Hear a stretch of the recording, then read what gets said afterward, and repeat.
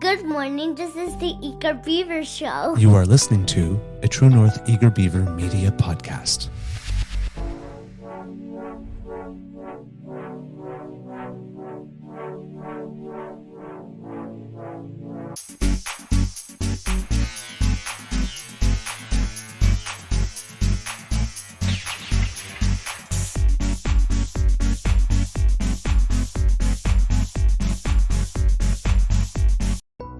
Good morning, this is the Eager Beaver Show. You are listening to a True North Eager Beaver Media Podcast.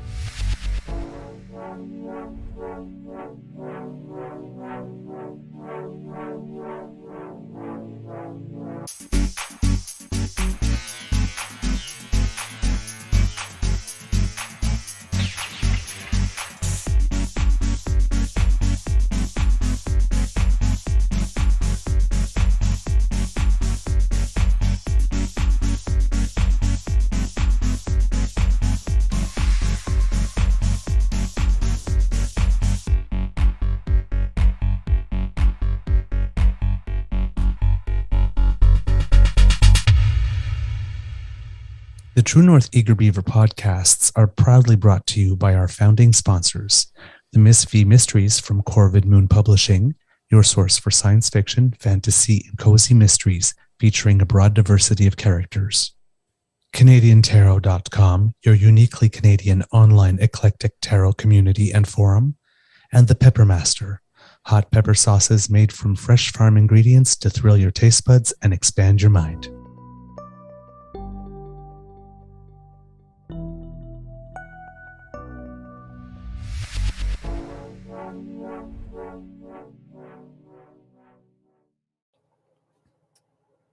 Well, good morning, kits and cubs. How are you today? As you can tell, I'm in a very, very, very good mood. Welcome to the Daily Beaver Morning Show here on the Crier Media Network. Yeah. Today, recording day is Friday. Thank God I'm Friday. January 12th, 2024. And I don't care what the weather is outside. It's a wonderful day here at the Beaver Lodge. I feel a bit like Mr. Rogers. It's a wonderful day at the Beaver Lodge. Okie dokie. For we have a very special show for you. I'm glad that you're joining us because for us, this is an event. If we can ever say we've had one, this is one. I'm your host, the Eager Beaver, pronouns he, him, hey, Mr. Beaver A, and with me as always, as you can hear, is my good friend, Mr. Grizzly.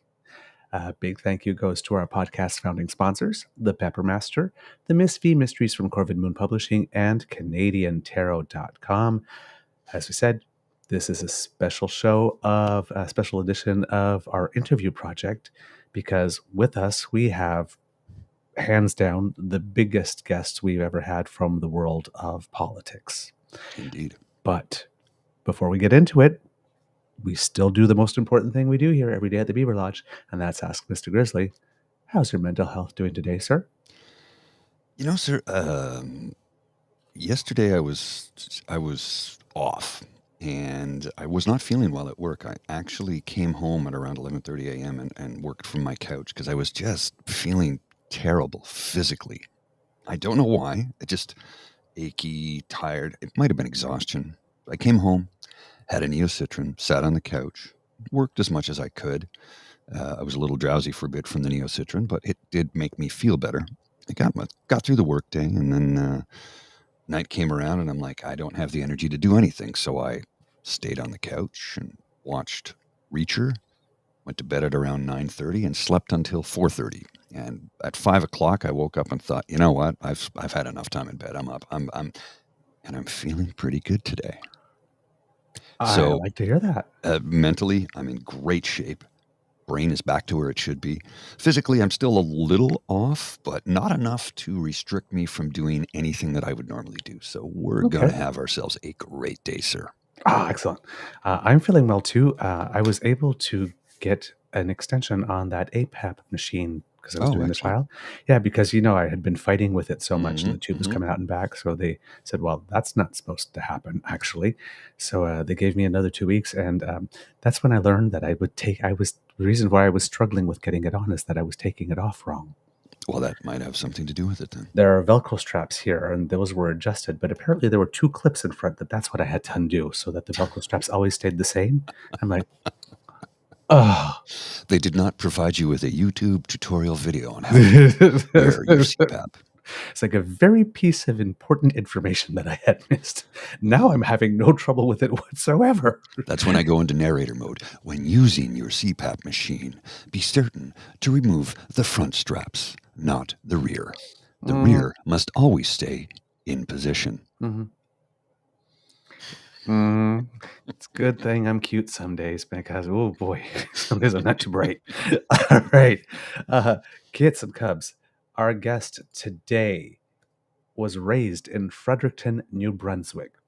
She was elected to the New Brunswick Legislature as leader of the official opposition and the Liberal member for Bathurst East-Nepisiguit-Saint-Isidore in 2023. She has extensive experience in both local and global business, community leadership, provincial and national advocacy, and social enterprise development. She has also spent a number of years working within government on economic policy. She's passionate about community involvement, and she's been an active volunteer and contributor to organizations like the New Brunswick Lung Association, the Joint Economic Development Initiative, Junior Achievement, Project ICT, the New Brunswick Association for Community Living, the Fredericton Homeless Shelter. Why am I here again? I'm such an underachiever. My God. Oh, please. No. Different fields. Actually, I should say Fredericton Homeless Shelters, which is a big issue, and we'll get into that today. She has degrees in chemistry. Yes. Thank you. And economics from Queen's University, right here where the Beaver Lodge is. Indeed. We like smart people. Yes, we do. And we like expertise. Remember this? Yes. Expertise is important. Yes. And she is bilingual.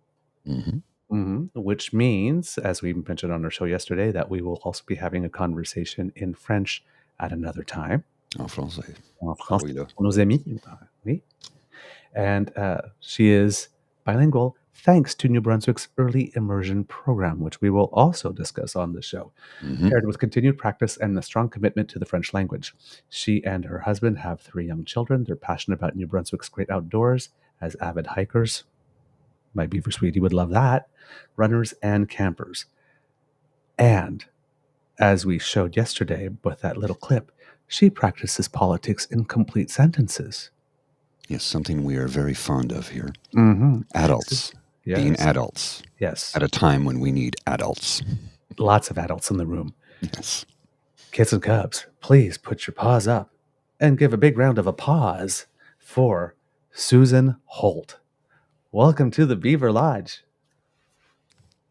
Hi, how are you? Good I am morning. so excited to be here. Thank you. Oh, Thank We're you. very excited to have you. yes. Now, Kids and Cubs, I am very excited. So my heart is actually beating a little fast. So if I speak too quickly or trip over my tongue today, you know why. He's having a Taylor Swift moment, okay? Pretty much. I'm like, Oh my gosh, my daughter's going to thank you for that. Could we call you Susan? Yes, please. Okay. Before, when we have a guest, because we asked Mr. Grizzly how his mental health is doing today, we also ask our guest, how is your mental health doing today? My mental health is in a good place today. I'm a bit like you. I have some of the jitters of doing a podcast with an audience that I'm not as familiar with. So I have that like nervous energy going on. It's Friday and it's the end of a long week, I'll say. It's sort of that first week back feeling where you're maybe more tired. We onboarded a critical new member of our team this week. And so that's been lots of energy and lots of positive energy, actually. Okay. In the face of a lot of negativity in our province and in the media with the ghastly things our premier is doing there's a new example every day. So balancing the frustration of the direction that he's taking our province with the optimism and hope that surrounds the team that I'm building. And then you put it onto a Friday and we get together here, and I've got all the emotions, but mostly in good mental health.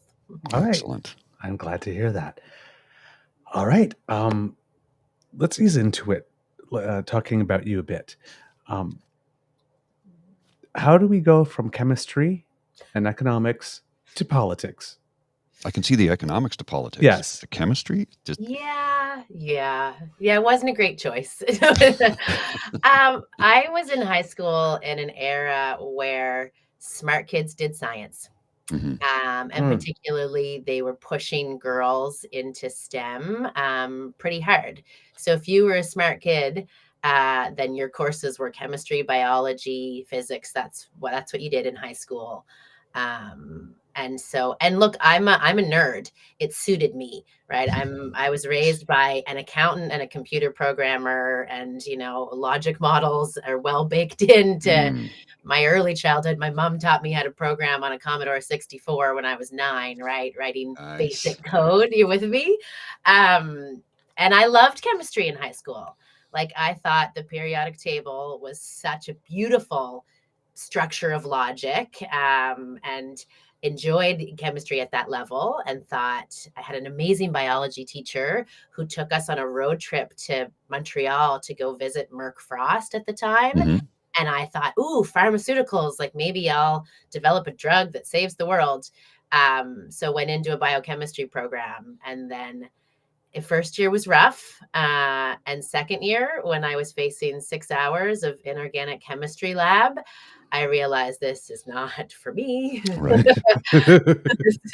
There's no people in this lab. There's nobody to talk to. But I had put 2 hard years into Queen's chemistry, and they were very generous about letting me manage my courses so that I could get a general degree in chemistry with about a 3-year effort and start to switch over to a second arts degree in economics, which at the time there was an election on. My macroeconomics class felt so relevant to the conversation that was happening. So chemistry was a poor choice. Economics was slightly better. If I had to go back now, I don't know whether I'd do commerce or psychology or philosophy, or I have no idea, right? Maybe I'll go back to school someday. But I am a bit of a nerd. I do love spreadsheets and data and things to be. Well, Guilty as charged. when you say you might go back and do things differently now, it makes me think of how many when I was, because I'm 55, I'm about 9 or 10 years older than you, and sorry, did I give away your age there? Oh my God. It's quite all right. God. 46. Okay, well, sorry. Anyway, when I was graduating from high school, it was like, what do you want to do with the rest of your life? And I'm like, I don't know. Play guitar, drink a beer. I still don't know what I want to do with the rest of my life at this age. Although that's not true. This is what I want to do, right? It just took me forever to get here. But when you're 18 years old and you're going into something that you think you want to do for the rest of your life, when you literally have not lived yet. At the time, I was against the idea of gap years, even though I went straight into the workforce. I went to college years later to study what I do. But the irony being that we had a young woman on here not too long ago, 17-year-old lady, who talked about some of the obstacles she faces in STEM. She's a polymath. Polymath? Yeah, polymath. She's like brilliant on a number of different levels. And all of our viewers and listeners were astonished at what this 17-year-old woman had to say. They're like, oh my God, I have so much hope for the future. I'm like, right, I do too. And her mother said to me, I would like her to take a gap year. I'm like, I think that would be a good idea. Or maybe 2 years. It's never too late, right? Go out, see the world, discover who you are. Because like you said, you got into chemistry so young, thinking this is what you want. And 2 years in, you're like, no, it's not. And I think so many young people are sort of funneled into the university system at such a young age. This is what you want to do with the rest of your life. Some people know, and some people do. Most don't. Yeah. Getting some noise here in the background. I'll see if I can rectify that. I'll be right back. Right. I mean, I had the chance to do one of those convocation type speeches to my high school back it feels like ages ago now, but probably was 2015 maybe. And that was my message to kids, is like, you don't have to know what you're going to do for the rest of your life. You just have to make one choice. And if it's a bad choice, that's fine. You learn from bad choices, and then you'll make another choice, and then you'll make another choice. And ideally, you'll get closer and closer to the best thing. Sometimes there'll be, and certainly in my career, there have been dud choices, took the wrong job or went down the wrong path, but learned from it. And so I was lucky. I was lucky that Queen's was really flexible. Thank God they counted that stats class twice. So I only had to take it once and got it applied to two different degrees. But, the sense that like once you choose, you're locked in for the rest of your life is crippling, right? Yeah. It is. You can't, not in an age where all of us are going to have a dozen sort of careers and identities and over our lives. So we need more freedom to explore, I think. And I think that's shifting in the guidance systems. And from what I see with my own kids that are in school and how they're not being nudged, I guess, in a particular direction. So hopefully it's getting better. Yeah. I was in a similar situation too. When I went off to university, I went to a program that I thought was prestigious because there was only one like it in all Canada, and they only accepted 50 students. And I was there for about a month and a half. And I was like, I hate this. I really hate this. This is not a good fit at all for me. And I thought it was brilliant because it was very multidisciplinary, and I'm pretty much a generalist, right? Like when I graduated from communications in university, I thought, gee, if I graduated from architecture, I'd be an architect. If I graduated in medicine, I'd be a doctor. What am I going to be, a communicator? Like, where's that job, right? And then it turns out, you find out later on that there are lots of jobs. But I had this big question mark. And it was, how do I put it? In my case, it was very difficult. I had asked to have my scholarship transferred to arts, and they said, well, this is a completely different department. We can't do that. So I went home, packed all my stuff from another city and went home. And then in June, they sent me a letter saying, hey, we've changed our minds. We'll give you the scholarship. I said, well, I got into dance school now, so I'm sorry, but which was a good fit, right?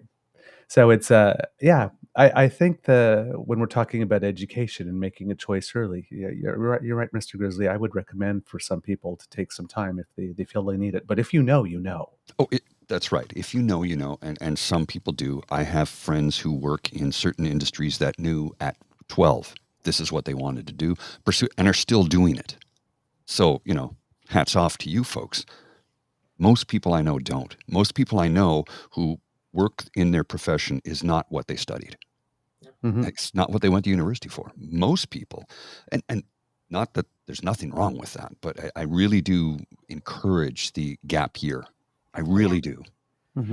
I will say, I mean, I don't know what the educational path is for politics, really. Maybe it's poli-sci. I don't know. But this I have been doing for longer, right? Like I was the kid who was elected class rep in junior high and did student executive and ran to, get elected in my high school and in my university. So this piece has actually always been around. The paid work has been different and varied. But this strange urge to engage my neighbors and represent their views and bring their voices forward in some kind of a forum that's responsible for driving change has been around since I was a kid. So I'm glad you mentioned that, because that actually doves into where I wanted to go next, was where your passion from politics comes from. Yeah, I think it comes from two places. I think one is it's a personal characteristic. I've always loved asking people questions, understanding where they're at. And when people gripe, maybe is the best way to say it. When people have a beef, a lot of people don't want to do anything about it or have a hard time translating their frustration into making the change. But I was always the kid that was like, well, if you think that we're missing a, school dance, then why don't we go about trying to make a school dance happen? Or if we're short on recycling options and everybody's griping about it, then okay, well, I'm happy to be the person that tries to wrangle those ideas and talk to administration. And it's so that idea of listening to people, finding, the consensus view and then actually taking the action to drive the change is, I guess, a part of my personality. And I don't know where that comes from. It just does. I think the why now maybe as because there is a difference between grade school politics and course. provincial or professional politics. There's so many pieces to it. If I can, I'll tell two stories. Please. One, I've long wanted the behaviors to change. I guess I've been watching the decline in trust across society for a long time now. And I first decided to run in 2017, I guess. So, and then it was because I had observed and been frustrated by inauthenticity. And the classic rule of politics that you deliver your talking points, strict message control. I would listen to politicians on the radio, give the same answer 3 times, no matter how often the interviewer was trying to get at them. And it was just deliver the party line. And I thought it was eroding our trust in the system. I found it exceptionally frustrating. And so then I was one of those people complaining, right? Like, this needs to change. I'm so fed up with this. And so then you get the people going, well, you want it to change. Make the change. Be the change. Try to do something different. So I did run as a candidate with a proposal of a need for a more open and transparent and sort of authentic politics that's less partisan, less whipped and message controlled. And that didn't work out. And then I went back to the private sector and spent 3 years working with a social enterprise that trains and employs Indigenous people into technology careers, specifically in software testing. Awesome. Yeah, super awesome. And I could spend a lot of time on this show talking about Plato and the work that we did. And we were doing that all across Canada. So I had the privilege of learning a lot more about relationships between Indigenous communities in other places that aren't structured the same way New Brunswick is. New Brunswick has traditional treaties from the 1700s that govern our relationship, but learning about modern treaties in Saskatchewan and in the West was fascinating, but that's a digression.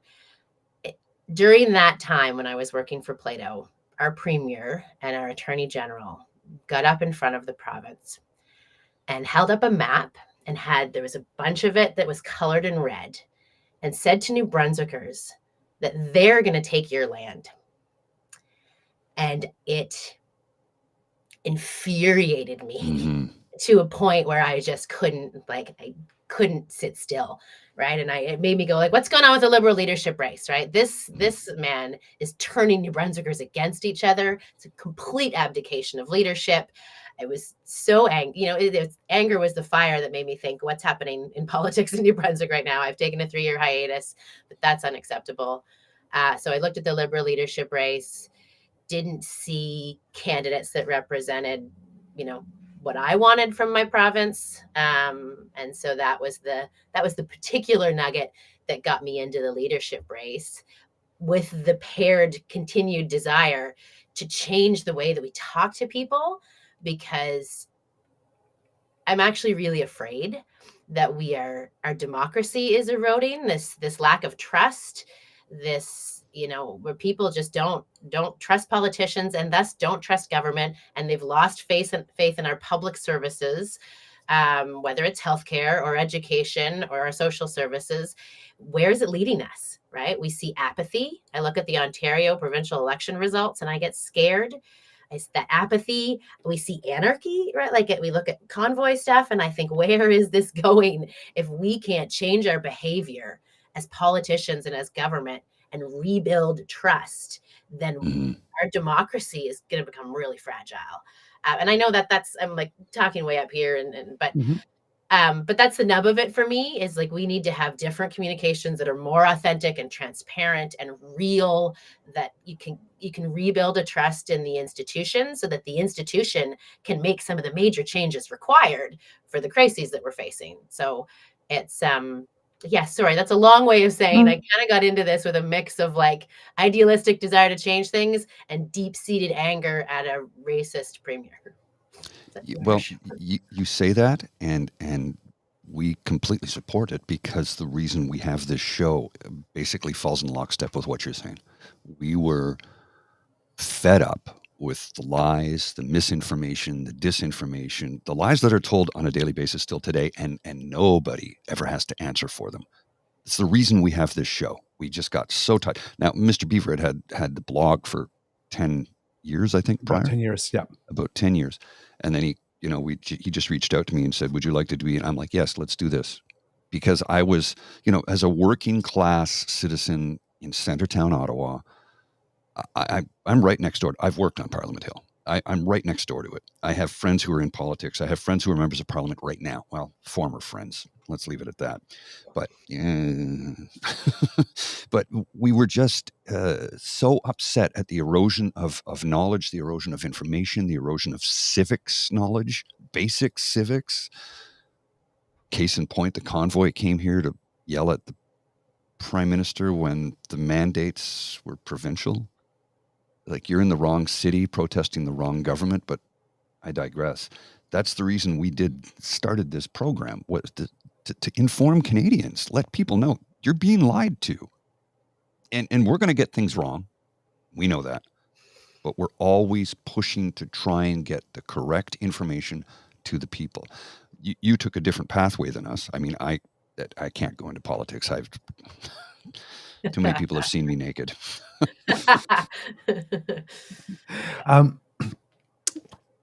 So you get into politics. It was a racist policy that sparked you.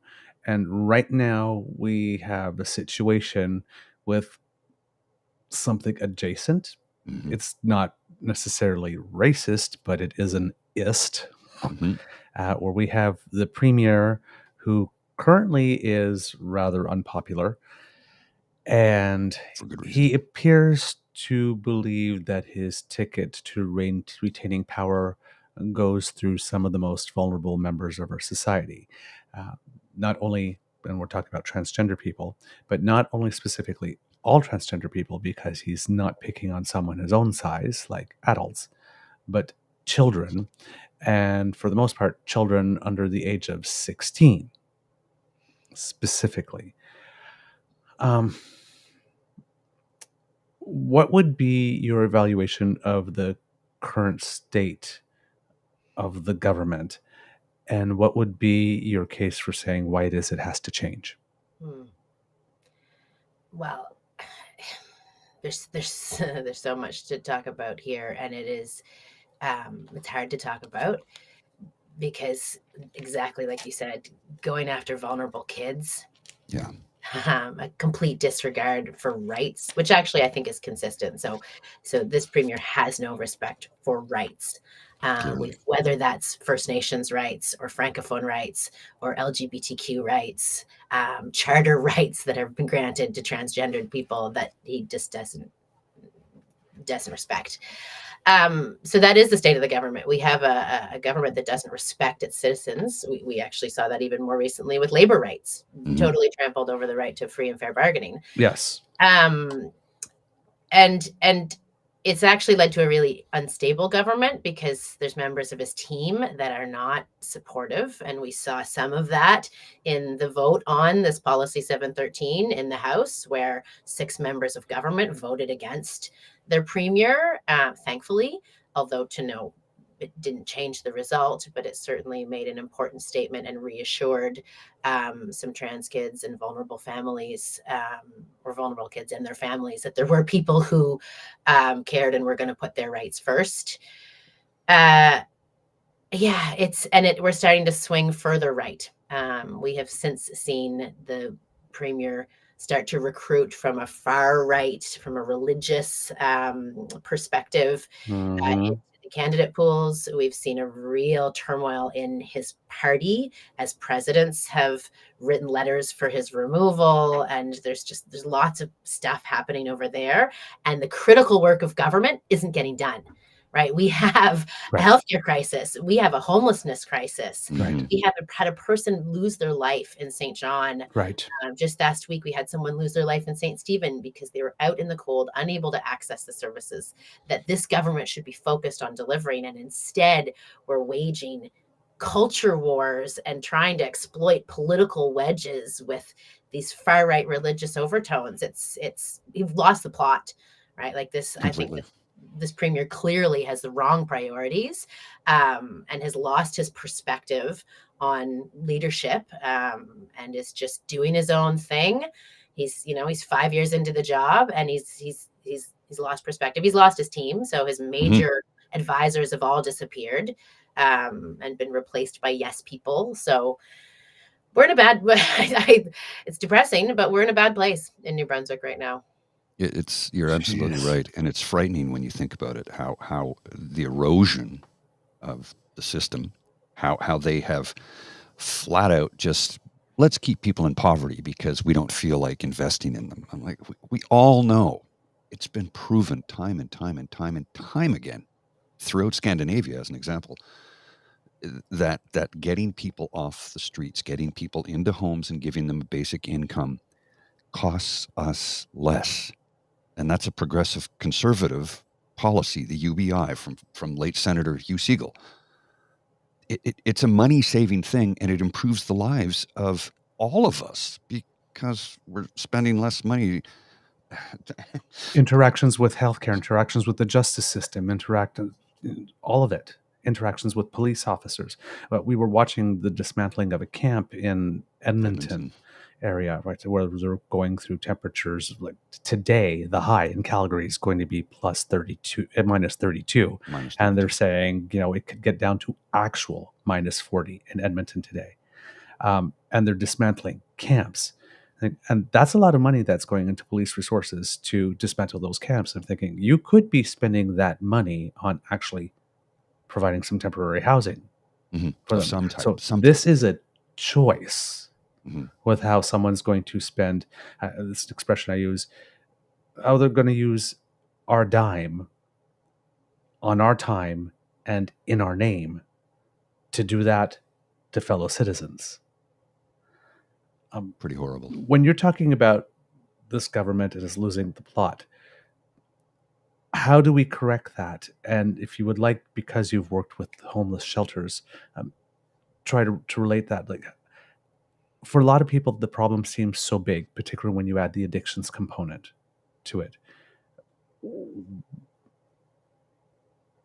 How do these choices become acceptable to spend money on police officers to get people out of the only home they have when it is minus 32, as opposed to actually housing them? Yeah, it's such a tough one, right? The housing first model was proven a long time ago, and yet we haven't adopted it to the extent that we should, because it has been proven. You've just explained the case beautifully, right? You put a roof over someone's head, and you give them stable housing, and that gives you the foundation to build all the other supports off of, and to then help somebody get to a place where they're fully realized. And some of it is ideological, I think, because we've seen with this government's housing strategy, there's a real reticence to partner with nonprofit and cooperatives and the folks that are doing the hard yards on the ground to develop supportive housing models. That's sort of on the fringes, and instead they still think it's the private sector that's going to solve this for us, which I disagree with, right? The private sector has a reason to exist, and they're building the kind of housing that generates profit. But asking them to build non-profitable housing is backwards to the model. So agreed. And we can't say it's lack of resources. Not in New Brunswick. Oh, no. Not where we've had $1 billion surplus. The money has been there, and the choice has been made that it was more important to give it to the bankers in New York than it was to invest it in providing safe and appropriate supportive housing for the people who need it, because that doesn't pay off today. It pays off tomorrow or the next day, right? And we have a very hard time making decisions for the long term because people want the what's in it for me now. And a lot of us do, actually. That's one thing that I'm seeing that worries me too, is that because we've had such a cost of living crunch, and people are stressed. People who used to be quite comfortable, middle class, are feeling like they're holding on to the last rung of the ladder now and about to let go because they're feeling the pinch paying their own bills, which means I don't want to share with anybody, right? I'm trying to make my own ends meet, and I'm stressed out, and I'm not in a position to think about other people's well-being. I'm worried about my own and my family's.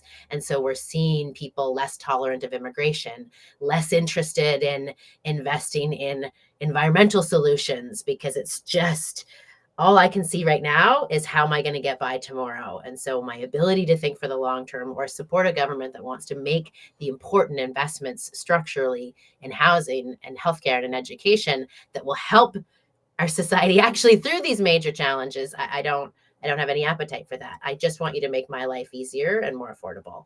So when you're trying to have that kind of conversation with the people who decide whether you get the job or not, it's really tough. It's tough to, even though our homeless population has been growing considerably, it's still not a large voting bloc.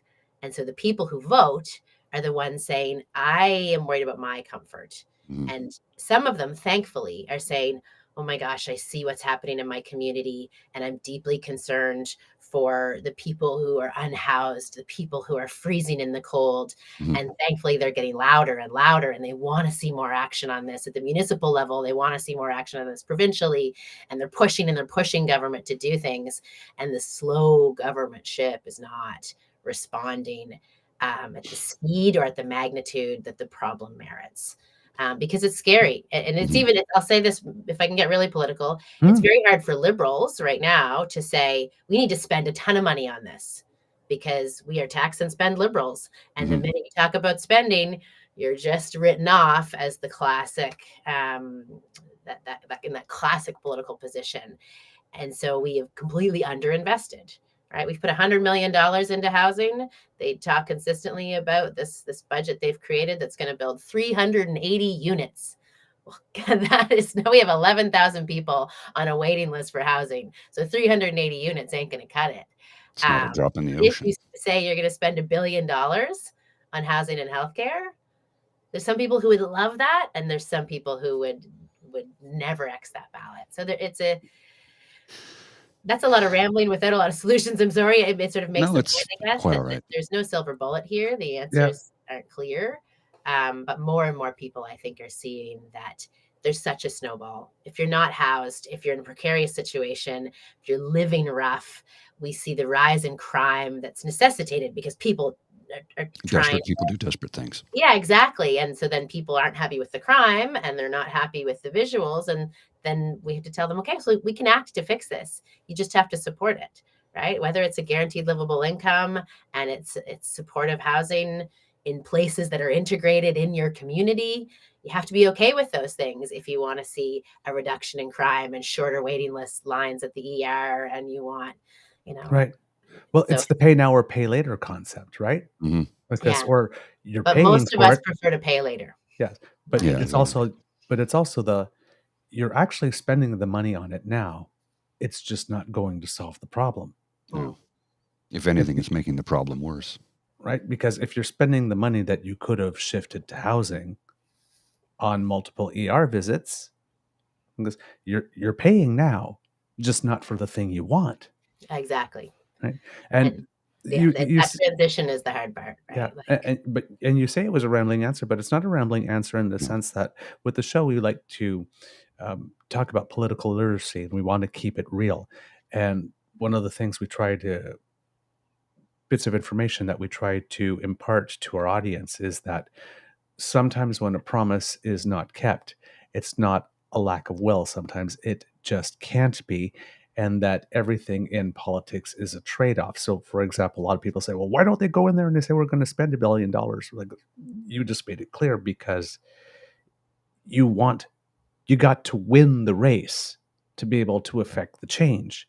And if you go out there and you make a full-throated, well, in a perfect world, if we had all this money, this is exactly what we'd spend it on, and we intend to do some of this, you get ruled out automatically is economically irresponsible, and vice versa. If you have somebody who says we're going to balance the budget no matter what, it's like, yeah, we have a hole in the roof of our house like this, but we don't have enough money to pay the roofer this month, so we're just going to leave the hole there. And if it rains while there's still a hole and we got more damage to the basement, we're like, well, so be it. But we balanced that budget, right? And that doesn't work with a whole other audience either. Yeah. We saw our medical society making that literal metaphor to the public yesterday, right? If your foundation is crumbling, you don't accelerate your mortgage payments, right? Because you won't have an asset worth anything at the end of it. And yet that's what we're doing. We're paying down debt as fast as humanly possible while the roof is leaking, the foundation is crumbling. We'll have all the debt paid off, and what will we have in the end? Is a population of poor, sick, unhoused people who, we're going to need to be bailed out by. All right. So if we're talking, go ahead.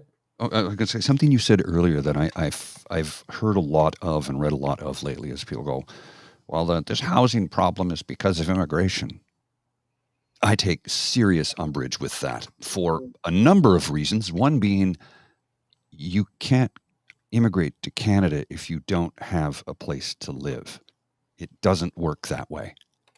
You need a sponsor, you need a job, you have to have a specialized skill set, you have to have X number of dollars in your bank account, and you have to have a place to live. Those are the rules when it comes to immigration. So every time I encounter someone, and I'm going to be polite here, I won't call them names, but someone who is ignorant towards the facts, I really get bent out of shape, and I have to go offline and go take a breather, because otherwise I will go on a blue jacket guy swearing rant, and not everybody is deserving of that.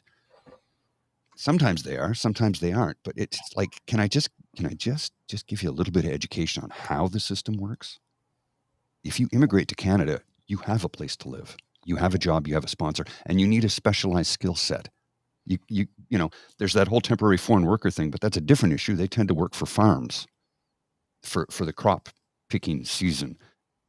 And that's a whole other kettle of fish we could get onto, but we'll leave that for another time. Well, and I'm glad you raised it, though, because the anti-immigration sentiment that is rising is also deeply concerning. Because honestly, if we don't immigrate people, we're dead. Then who is going to build the housing that we need?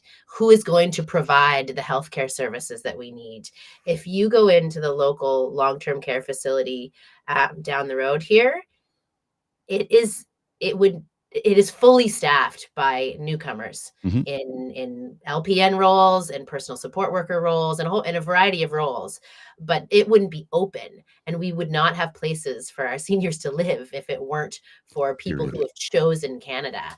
And so I really worry that there's this populist view that, like, we've let in too many people and that's the problem, and I can't get healthcare because there's too many other immigrants waiting for healthcare. It's like, well, the immigrants are actually also the ones providing the healthcare and building the houses, and because there's not enough of us to do it. So I worry that we are going to watch politicians try to capitalize on that emotion rather than do exactly what you said, Mr. Grizzly, and educate and make sure that we can continue to make the case for why we need people to choose Canada and to help us build the society and the services that we need. So, well, and I know that yelling at people does not help the situation. I know it doesn't. We have to have the calm conversation, which is why I walk away a lot of times. Sometimes I yell because I'm frustrated at the again, misinformation, disinformation, and blatant lack of civics being discussed on a daily basis. For example, the leader of the official opposition here in the federal government goes on and on and on about Justin Trudeau doesn't build houses. Well, no, it's not his responsibility. It's a provincial responsibility, and they just dole it out to the municipalities. So the municipality actually builds public housing funded by the provincial government. But because the provincial governments, mostly run by Conservatives, have not been funneling any cash into that for decades, the federal government, who was working on a housing policy since, how long has it been, Mr. Beaver? Well, the new housing strategy came about in 2017, but we haven't had one for decades. There you go. So 2017, new housing federal policy. And what did the federal government do? Well, Mr. Sean Fraser, you're going to go to the municipalities, give them the cash, get the houses built. And then the premiers go, wait a second now. I'm like, wait, what? So you got mad at him for doing something that wasn't his responsibility. So he took it on himself, went directly to the people who will build the houses in the communities where they are needed. And you're mad about that too? We're in an upside down world here. Just, Now, no matter what is done, somebody will take umbrage with every aspect of it. And that's the part that can we give somebody a win? Can we give humanity and society a win every now and then? This is a good thing that's being done. Mm-hmm. So moving from that, because we've been talking more general, and one of the things that impressed us was that 2.5-minute video that you posted about healthcare, explaining the situation. You said, and we're going to do this, we're going to do this, we're going to do that. And I don't know if your idea caught on, because yesterday I saw a video from NDP leader Merritt Stiles in Ontario listing a couple of things that she would do as well with healthcare. And I have to say, objectively, it paled in comparison to yours. It was strictly on the employment side with Bill 124, and it wasn't as comprehensive. And my first thought was, hey, bringing solutions, great, but considering how long this has been going on in Ontario, it was like, shouldn't there be a little more meat on the bone than this when you're presenting the policy? And that's what impressed us. It's Absolutely. almost like a little bit of an Elizabeth Warren thing. It's like, I have a plan, right? So when it comes, for example, to the homelessness crisis, what would be the elements of your plan? Thank you for those comments. I appreciate that very much. Maybe because I'm a nerd at heart, I love the policy side of it, and want to make sure that it's frustrating in opposition that our job is to constantly sort of criticize and hold accountable. And so it makes me feel better to make sure we're presenting solutions that helps justify the criticism, honestly. It's oppose and propose. Yeah. And we also have to be telling New Brunswickers what we would do, what they could expect from us. So on the homelessness side, we've talked about it a little bit. It starts first off with a shift around how we do policy, because for a long time we've done one size fits all policy, which I might call one size fits no one. The provincial policy is set and all communities and partners must follow this thing. And in New Brunswick, what works in Saint-Quentin doesn't necessarily work in St. John, or what works in Miramichi doesn't necessarily work in, Milledgeville. So we need to tailor and partner at the local level. And the first place we need to partner is with listening to the nonprofits and the cooperatives that are building the supportive housing for the people who are trying to transition out of precarious housing and into their first stable situation. So that means both funding. There's very specific bridge financing solutions that they need. Either to access the CMHC funding requires the provincial government to put the bridge funding commitment in place to allow them to get access to that. They also have a harder time capitalizing new investments and new developments. So there is an underwriting component that the provincial government can do to respond to the needs of those nonprofits and cooperatives that want to do it, are ready to do it, have the boards, the volunteers, they've raised the money. They, in many cases, know the sites, know the solutions. And maybe I'll use this opportunity for a positive shout out. There was an announcement just yesterday in St. John with a social enterprise called Kaleidoscope, a social finance enterprise. Federal government's putting $4.5 million in. The provincial government's putting $2.7 million in. The community's putting in about a $300K, and they're going to build 36 units for women transitioning from addiction and their children to be housed in a new 36-unit building. That is good work, and I'm glad to see the provincial government there on that. It should be the norm, right? We should be partnering in community with a variety of the different community groups that are doing this. It might be John Howard here. It might be Housing Alternatives there. It might be Rising Tide there. It might look different in terms of the structure of those entities. So that's the first piece, is provide support to the community organizations that are doing the hardest work to house the people that need the most supports. The second piece is a municipal piece. So municipalities have been telling us that there's a lot of regulatory change and rule changes that need to happen in order for them to be able to convert certain lands, to acquire, if you have back taxes, you can sit there for, I think it's 7+ years and leave a property derelict. We should be able to turn that around a lot quicker, especially in a housing crisis. So how can we change and give municipalities the flexible tools to develop their communities? That's one thing they've been asking us for. And then there's a government role. So government has surplus infrastructure that could be prioritized for housing development. Instead, if there's an old school, an old DTI garage, an old whatever, it goes into a different stream. It should be prioritized for housing. We should look at all of those assets as, could this be housing? And partner with municipalities to repurpose some of that government surplus.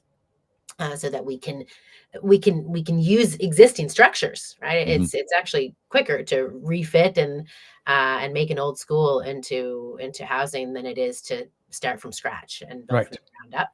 So that's a piece of it. There is a financial piece that I'll add in. We need a property tax reform because our property tax system in New Brunswick is very blunt. The categories are very blunt. It doesn't recognize affordable housing development. It doesn't do anything to incentivize or encourage that kind of development. So we need to both change our assessment model and then change our property tax categories. We need more of them so that we can favor and incentivize affordable developments, as well as and just general developments. We have a pretty non-competitive property tax structure here. So I know this is a little bit in the weeds, but I'm trying to give you the pieces. okay. So up front, it's partnering with community organizations to get affordable. Then it's partnering at the municipal level to fix the regulatory barriers that are slowing down development. The property tax system can be changed to incentivize the development of the kind of communities we want. There's a labor piece for sure, because labor is holding us back on our ability to construct as much as we'd like. So that's where the immigration component that I talked about comes into play. We need to make sure we are actively streaming in construction skill sets, along with the educational component of that. So trades education that we've started to integrate back into our high schools. We need to continue to do that at a much greater level so that we have the workforce to help with all these projects that I've just talked about. I'm probably missing some components now, so I apologize for not having it. And then actually, maybe I'll add a little New Brunswick piece. We are one of the leaders in modular housing. We have companies like Maple Leaf Homes, like Ironwood, like Kent's and others that do phenomenal modular housing. And what I'm witnessing right now is Ontario, Nova Scotia coming in and starting to buy up that inventory and that future inventory. And it breaks my heart to think that these amazing New Brunswick companies that are doing, they can build housing, in not on site, right? In the winter, they can build and churn out amazing units that then can go and more rapidly address some of our built indoors in a big warehouse space where it's exactly protected from the elements. people are doing this, and Nova Scotia and Ontario have caught on that this is one way to get housing developed quickly. So I mean, great, we love to export from New Brunswick businesses, but I would also love to be seeing some of those units deployed where we know we want to build. We need to build more houses. We need to address the supply challenge if we're going to try to make housing more affordable for everyone. So there's a piece of making sure we're doing everything we can to grow our modular housing side and the talent pool that's going to build it, and fix the regulatory and the front end, put the investment in the front end to make sure that deeply affordable and supportive housing is available to everybody who needs it. You say that modular housing, and when I lived in New Brunswick in the 80s, we called them mini homes. And now there's this trend towards the tiny house. And I'm like, that's not a new thing, man. They've been doing that in New Brunswick for 35 plus years, even longer. And like you say, these are modular homes built in a controlled environment, ship them to site, assemble them on site. Well, I mean, assemble, just put them together, and away you go. And it can be on a pad or it can be on a foundation. Usually it's on a pad because they're fully insulated. Their R value is right through the roof. They're brilliantly designed, efficient. Like, more of this, please. Yeah. Oh yeah. I'm loving the trend. Like, that's one thing we do need to change, right? The diversity in our housing sector is exceptionally limited. You're either in sort of an institutionalized dense apartment block, or you're in a single family home on a plot, and those two things don't recognize that our families look more diverse. We have seniors who want to live at home longer. We need more diverse housing stock, and modular allows for that, right? Yes. We've got to think about how we plan cities and how we get used to density. I mean, in New Brunswick, that's not a thing, right? No. We get a ton of space. It's one of the reasons that people love it here, is because you have access to nature in a minute's drive everywhere. In any direction. Yeah. Yeah. And so we need to recognize we're going to need to do some different density things. I know those are conversations happening all over the country, right? With the fourplexes and with the how do we rezone at the municipal level to support. We've had debates about rooming houses and where do they fit in the spectrum here in Fredericton. I'm in Fredericton right now. That's been a city council conversation about whether we make space for solutions that we didn't used to think were acceptable. So. Well, no. Go ahead, sir. Go ahead. Okay. Please. So I wanted to touch on a couple of more subjects before our time is up. So that's housing. When it comes to, I normally don't talk about this because I tend to talk more about the people stuff, but I think in the case of New Brunswick, it would be interesting because a lot of people, if you're thinking about it from that don't live there or haven't been there, think, okay, fisheries, agriculture, I guess, and those areas need, pardon? Forestry, and those Irving oil, and these things, and natural resources do need to be supported and whatnot. But when we're talking about economic diversification for New Brunswick specifically, what would be some challenges and where are areas that the province wants to go into, for example, for let's say AI or a green economy or that type of stuff? Yeah, thanks. Thanks for taking the conversation in that direction, Doug, because this is my sort of my personal bread and butter from when I led the Chamber of Commerce here and then the New Brunswick Business Council and spent a lot of time in economic development. So thankfully, the New Brunswick economy has been diversifying probably more than most people realize. And some of that started in the McKenna days, right? He was the premier that saw the information highway opportunities and did some things with NPTEL that were really innovative and created the whole call center sort of back office space that spawned a number of IT startups. And so New Brunswick has gone through these waves of IT leadership. And that's also, like, as somebody who worked for Cognos and Chalk and Research in Motion and then PQA and into the software testing work, we actually have a really solid base of IT. It's less on the AI side right now. We moved into cybersecurity in a big way back in 2015 or so. And so we have the Cybersecurity Institute for Canada here. We have a base of researchers and businesses in cybersecurity. That's probably one of our sort of niche levels of expertise that we contribute both nationally and internationally with the export of services from those companies all over the place. We continue to push on the value add side of our natural resources. So we have a couple of the traditional and well-known companies like the McCain's or the Covered Bridge or the Cook Aquaculture that have taken our amazing raw products and added value to them and now export them all over the world or have become global entities. But we have so much more of that we haven't realized yet. Like, we have the best apples anywhere. The Honeycrisp apples in New Brunswick are great to go and pick and to take home, but should be turned into higher value product. We're doing that with cider now. We're starting to do it differently. On the green side, I wish we had been moving more quickly in this space, and particularly in green energy. So we are far behind where I think we should be in terms of the adoption of wind solutions. We actually have a lot of wind asset in New Brunswick. Sounds strange to say, but if you look at the maps, the wind blows hard coming down the border that we share with Maine, across the north of the province, and we're underdeveloped in wind, even though it's profitable, right? There's a market for it, there's investment on the table, and we haven't been tackling that the way that we should. So diving into some of the wind opportunities, there's hydrogen opportunities that exist here.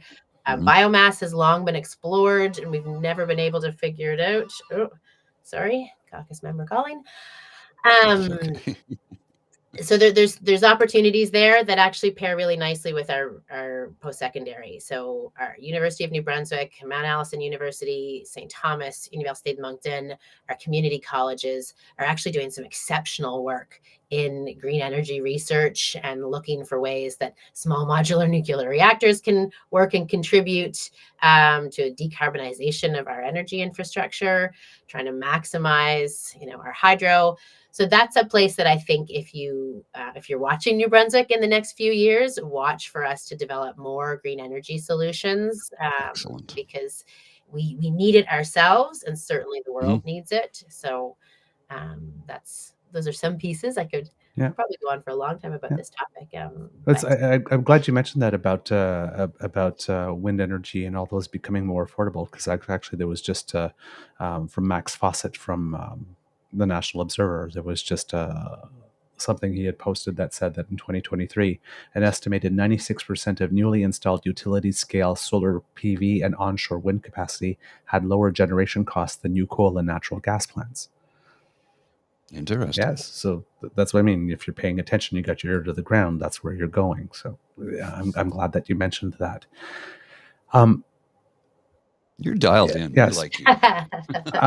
I wanted to ask about vulnerable people in a general sense, but if you have some specifics for plans and details, I'd like them. But how would the Francophone community, the Indigenous community, trans kids, rainbow people, how do they know that they're safe with you if they vote for you? Oh, that's a great question. I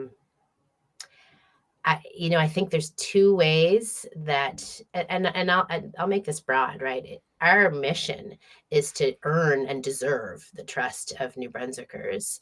And so, some of it is the words, right? We can say that we're standing up for the rights of the groups that you mentioned. We have to show it in our actions.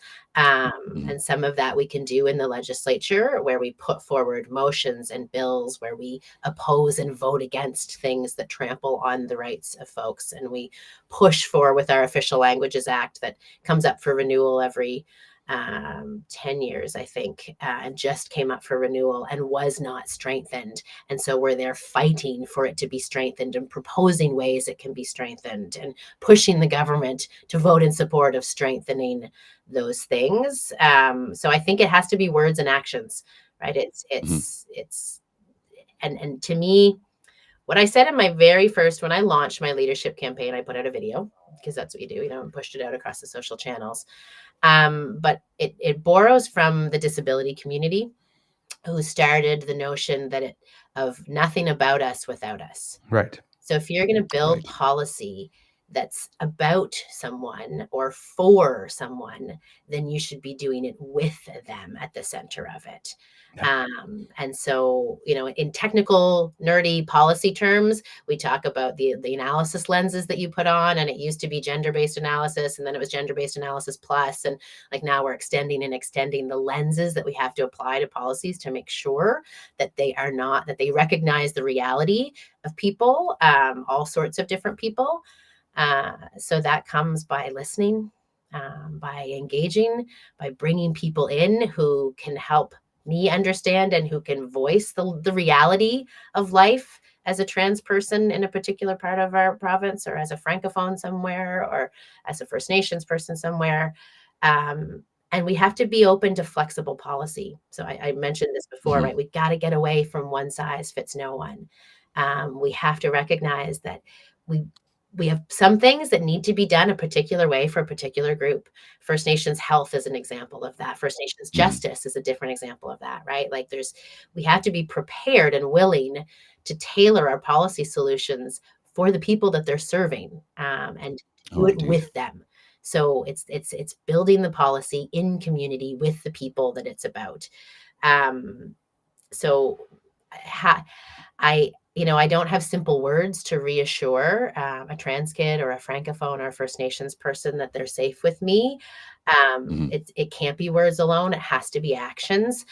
The first action is a step out the door and go to them and meet them where they're at and listen, and then pass the pen over for them to be part of the writing and the designing of the policy, if it's meant to serve them. So that's the kind of trust that you have to build over repeated behaving that way time and time again, so that folks who have been consistently marginalized for generations can start to build some sort of trust that this might be different. We have that also in the community. I'm a member of the Rainbow community, and back in the days of the HIV and AIDS crisis, that was a principle that was very important back then. We called it the JEPA principle there, the greater involvement of people most affected. So it's the same concept of nothing about us without us.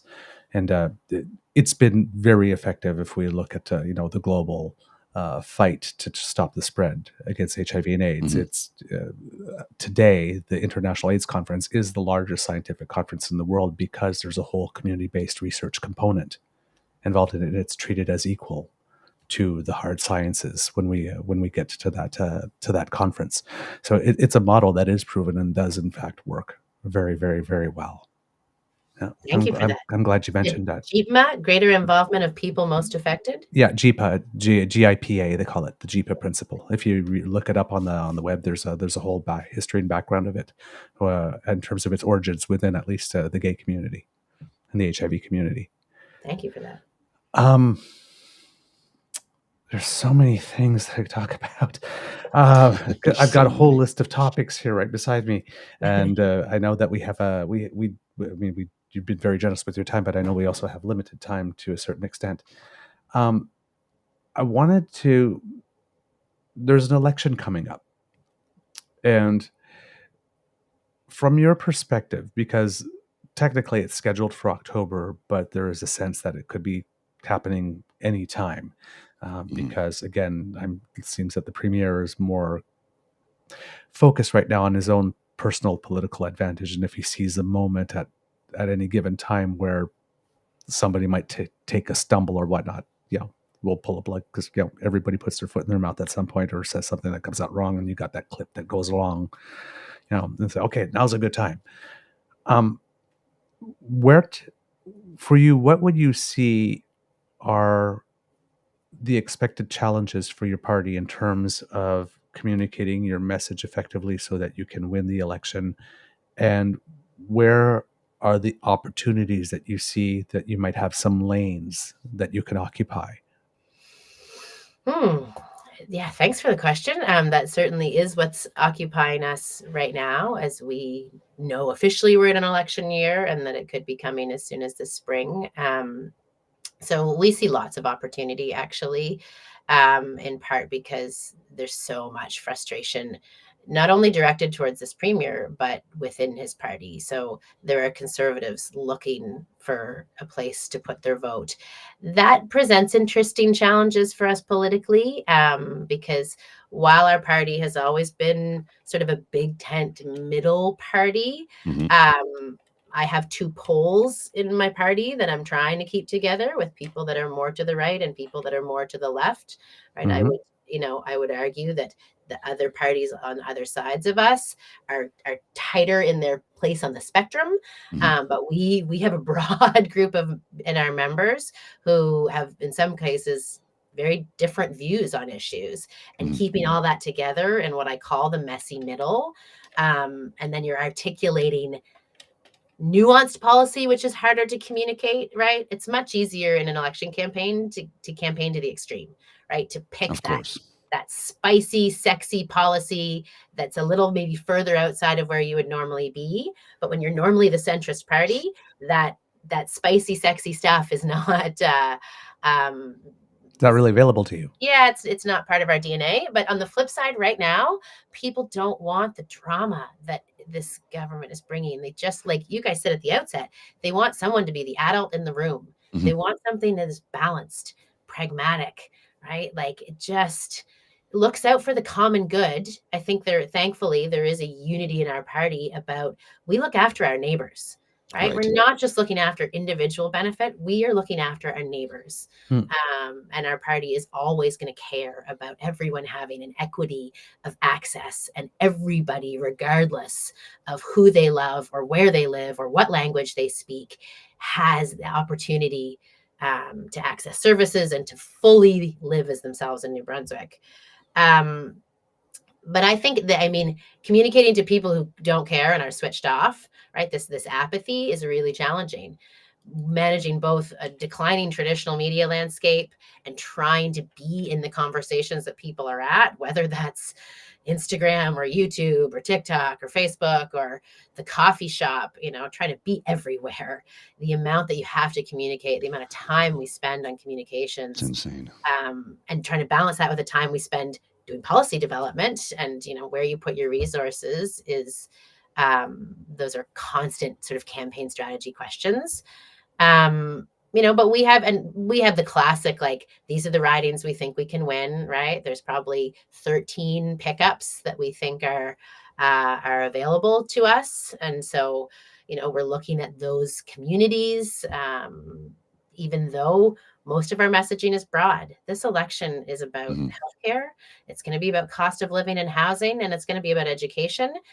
Preferably, it'll be about approach, right? Because I think that's what needs to change. Fundamentally, it's the approach of governing. We can't govern from Fredericton and from Chancery Place anymore. We need a government that's going to get out of the office and actually give the power back to communities so that communities can build the solutions that reflect them and look and suit them and their needs. And they need a courageous government that's prepared to share or give away that power to that community organization, that municipality, that whomever, to do the right work that's closest to the people, whether that's healthcare delivery that looks like a community clinic that is designed for the population it's serving, or whether that's the educational solution, the school that is a community school that has multiple uses and that suits its rural area or the dynamic that it's serving in. So we need to change the approach of government. I hope that people will vote for that.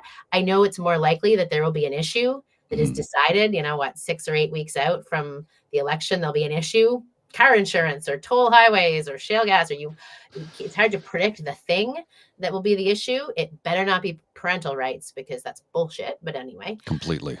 we could go back to that conversation. I know someone who wants to make it about parental rights. We think it should be about respect for New Brunswickers and building a society where everyone has access to the services they need, because government has gotten away from itself and let tailored community-based solutions emerge and has facilitated that with a more flexible, you first, greater involvement of the people most affected kind of principle. So I hope people see our approach of communicating authentically, getting away from whipped, scripted party lines, making sure that we elect people who will represent their constituents first, right? It's your riding over your party. I believe that, and That's how the system works, right? Making change to the Liberal Party so that we can do that, that our rules allow for it, because we have to earn the trust back, right? It's about earning trust. So you need authentic people communicating honestly, being their true selves, earning the trust of the electorate by listening, by partnering, and by making space for other people at the table and sharing the power with them. There's something you just said a second ago that really rings true, is that parental rights is bullshit. Parents have responsibility, children have rights. And that seems to get lost in that whole ridiculous conversation, ignorant conversation, because it's ignorant. And the fact that you are on the right side of history on this one just makes me like you all the more. Yep. We had. And you know what I'll say, thankfully, because I have a number of members of my caucus who represent different. I mean, I'm in urban Fredericton. It's a really progressive people here. Oh yes. highly educated. And my riding of Bathurst East-Nepisiguit-Saint-Isidore is totally different makeup. But when the issue of Policy 713 first came to our caucus, there was unanimous. It was clear for everyone, regardless of the price they might pay in their communities, that the right thing to do is to defend vulnerable kids and to support children's rights. So thankfully, that was unanimous and clear from the start across our caucus. Good. And we've watched the Premier try to manipulate the issue and try to pull the wool over New Brunswickers' eyes and convince them that teachers are nefariously out there to indoctrinate their children. It's so dangerous. He's eroding trust in our education system, creating disrespect for teachers. Like, it's bullshit. And thankfully, and I think the people actually aren't, like, they think this is a majority position, that like some survey sometimes said 75% of people support parental rights. Sure, look at how you worded that question. But when we ask the people, what do you think about this? What do you think about schools and being flexible about how we make sure that kids are accompanied on a journey? It's not a majority of people that support what the Premier is talking about. No. He's into the 30%. I think it's even shrinking with every time he opens his mouth on this now, because we see him bringing in people from away who are pseudo experts to try and sell this to the public, to the bureaucracy. It's like, it's so questionable. It's like, it's so wrong that he's spending all his time trying to convince people that he's right on this and bringing people from outside to try and tell us that he's right, when social workers, psychologists, teachers, and experts say this is not how you handle kids who, are exploring different pronouns, who are trying to figure out their identity, right? Like, Well, I'm glad go ahead, sir. Go ahead. I'm glad you mentioned that, because we had Sean Rouse on our show Right where I was going. a while ago, and he's the parent of a transgender child. And when people are speaking about parental rights, we're not talking about the rights of all the parents, because he's a parent and his rights are not being respected if we're talking about parental rights, if that were a thing. But as Mr. Grizzly says, there's not parents have responsibilities, children have rights. And that I'm glad that you mentioned, that you think it's bullshit. And I was wondering two things. One, because you talked about the messy middle, and we talk about this a lot in the show too, how it's, certain parties have to, balance what's going on. Has any of those 6 members of the Progressive Conservative Party who sort of abandoned Mr. Higgs approached yours? That's the first thing. And the second thing is, New Brunswick has an amazing child and youth advocate, Mr. Kelly Lamrock, who studied this and put out an absolutely exceptional report. And I was wondering if you could talk about children's rights in the sense of, for example, for the advocate, but also maybe include, which is a topic that's important to me, and people that often get overlooked, but the rights of foster children, specifically youth in care and youth at risk. Because we know that a lot of these kids there's about 40% of street youth that identifies as rainbow, for example. And a lot of these kids sometimes leave their homes and then bounce in and out of foster care as well.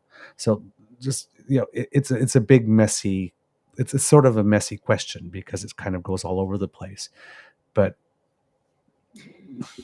well, I mean, you've just sort of explained why we need Policy 713. LGBTQ kids are overrepresented in youth in care, in youth in engaging with the law, youth experiencing homelessness, because they have had unstable or unsupportive situations at home. And now we're trying to get rid of a policy that would sort of force the creation of an unstable situation at home, when we've seen the rates of suicide among these kids are elevated, right? These are reasons why the policy was created in the first place, was to make sure that kids had a safe place at school, where they could address those issues, rather than keeping them bottled in and having it end up in suicide and mental health and homelessness and addiction. We have abysmal services for youth in care. I will say, Mm. like the situation is, we have a shortage of social workers. We have a shortage of support for residential solutions. We have laws that you've described. There's sort of barriers to youth getting access to both the autonomy and the resources they need to work their way through. We have really harsh cutoffs where you go from having support to being totally on your own without any sort of transition support. There's also a religious element there that needs regulatory change. But anyway, Yes. there's so much more. And actually, the good news is, if you love Kelly Lamrock, I believe that his work plan for this year includes a focus on youth and care. And right now we're waiting for him to come out with a long-term care report and review. He did do exceptional work on policy 713. The policy that he recommended go forward is the one that our party has said we would implement this at the first opportunity. We will make the changes to the policy the advocate recommended to make sure that children's rights are respected, and that we do not discriminate in our schools, because this government has put forward a discriminatory policy that I don't think will hold up in the court of law, but who knows how long that lawsuit is going to take to work its way through the court system. Trying to go back to your first question. So New Brunswick is a small place. We all know each other, and we all talk all the time. So certainly the 6 members who voted against the government on policy 713 are people that we have been in dialogue with consistently, because some of them are friends, and people that I knew before politics and before they were in politics, right? People like Jill Green and I, used to golf at chamber golf tournaments when she was leading a business and I was doing something else. So we are in constant conversation with not just them, but pretty much everyone in the Ledge, because this is a small province, and whether it's Dominic Hardy or David Kuhn or Jeff Carr or Dorothy Shepherd or Trevor Holder, we're talking all the time about policies, about parties, about who's going to do what next, and looking for opportunities to collaborate. It's a tricky space, and I'm sure there's probably research been done on like floor crossing and party changing and things like that, because disloyalty is not, even the word I just used, right? Disloyalty, that's a negative thing, right? Choosing something different because you think it's better is hard to do, particularly if you've identified with a particular party for a long time. I named Jeff, Dorothy, Trevor. These are long-time progressive conservatives. Moving to the enemy, the Liberal Party has been the enemy for most of their careers. A super hard move to make. Yeah. There either has to be a very deep sort of principle and connection, and these are people of integrity, and we saw that in their votes. But it's sensitive. I'm not out there strong arming and putting a high pressure recruitment push on them, but we have conversations all the time. On the flip side, I'm actually looking for new politicians. If we want to change political behavior, one of the best ways to do that is with people who haven't built the bad habits in the first place. Right. And so the people that I mentioned are all great folks, but they have the habits of a 30-year political career that has taught you to do things this way. And if I want to change political behavior, then a great way to do that is recruit new politicians who don't have the bad habits. So really, I'm out talking to people who have maybe never been partisan before, and have decided it's time to get involved and make change, as well as talking to people who might be blue, green, orange, or otherwise, because the system needs to change. I'm glad you mentioned, sorry, I got a frog in my throat, what you did about a hard defined lines for transition when you were in care. When I was in care, we're talking a while ago, a couple of decades ago, but through the Children's Aid Society of Ottawa, they actually had a pilot project going on that I thought would have gone national at some point, and I guess it never did. That was called a semi-independent living program, where they identified foster kids at around 15 and 16, and they would bring them somewhere and teach them, basic nutrition skills, cooking skills, how to manage a house, how to manage a budget. And when they were transitioning out of care around the age of 18, they would give them a stipend if they were continuing education up until the age of 21 to help them. So it was similar, a stipend that was similarly equivalent to what welfare was at that time, to help them transition as they were moving out of their foster care and then going off to university. And I have to say, that saved my life. I guess I am a reasonably well-adjusted person who doesn't say morally objectionable things and has built a decent life for myself. I'm now a homeowner.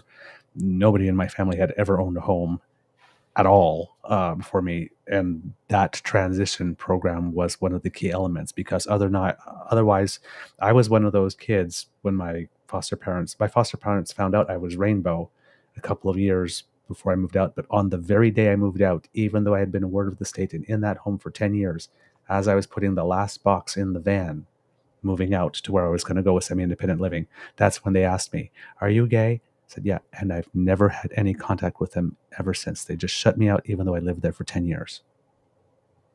Yeah, that's kind of heartbreaking, right? It's just no family, no nothing, no place I could go for Sunday dinner, no place I could bring my laundry to do it like this. I was literally on my own. If that was not there, Yeah, we may not be having this conversation today. in all likelihood, you would have been one of those abandoned children on the street somewhere. I mean, realistically, that's not hyperbole. That's a very realistic, possibility. Yeah. So that program saved your life, right? Yeah, essential life skills and a little, wasn't enough for my own apartment, but somebody had a room in theirs, and I was able to, that was enough to cover that. And then from that point on, OSAP came in, and then student loans, and then I was on my way. But had not that been there when I loaded that last box in, that was it. Mm-hmm. It's like, you're on your own, kid, and you can't come back here. So if there are policies like that can be developed, they would be very, very, very, very helpful. Yeah. Somebody speaking from experience, lived experience. Katie told us that we have about 90 minutes, and we're at 90 minutes. I'm guessing that you have something that you need to do, so we will respect that time, even though there's so much more. I know. There's we had this whole list of topics, and we haven't talked French immersion. We haven't talked. We've got plenty. We can do it again whenever you're free. Let us know. We'll have you back. We'd love to. Yes, and as we mentioned, the New Brunswick election is something that we are going to have a very strong focus on over the course of the year. And every now and then we do live election result shows. We probably will do one for New Brunswick. So if you, members of your team, we're also open to members of the NDP and Green Party and even the Conservative Party. If you would like to come on, there's a place here. But if you want to talk policy, if you want to talk what your plans are in the lead up and during the campaign, please, you're welcome here. If you want to participate in our live elections results show and stop in for a couple of minutes, you're more than welcome. We want to give our listeners, whether they live in New Brunswick or not, and our viewers, a real sense of how it actually does work. Mm-hmm. Because we ought to bring political literacy and media literacy and civics, and that it's not just about I'm standing in front of a lectern and saying it's broken, I will fix it. It's like, how? Provide a solution. Yeah. Why? So it's more complicated than, hey, just axe the tax and the problem is solved. There are trade-offs. There are different stakeholders. There are competing interests. Like you said, in your party, you have red Tories and orange liberals, and and you get pulled, and you have to try to bring everyone in, and that creates a real politic on the ground. That politics is not just about saying that thing that will fit on a bumper sticker. It's actually hard work. That's a lot of compromise, right? That's personally, that's the hardest part, right? That's the name of the game, is compromise in politics, right?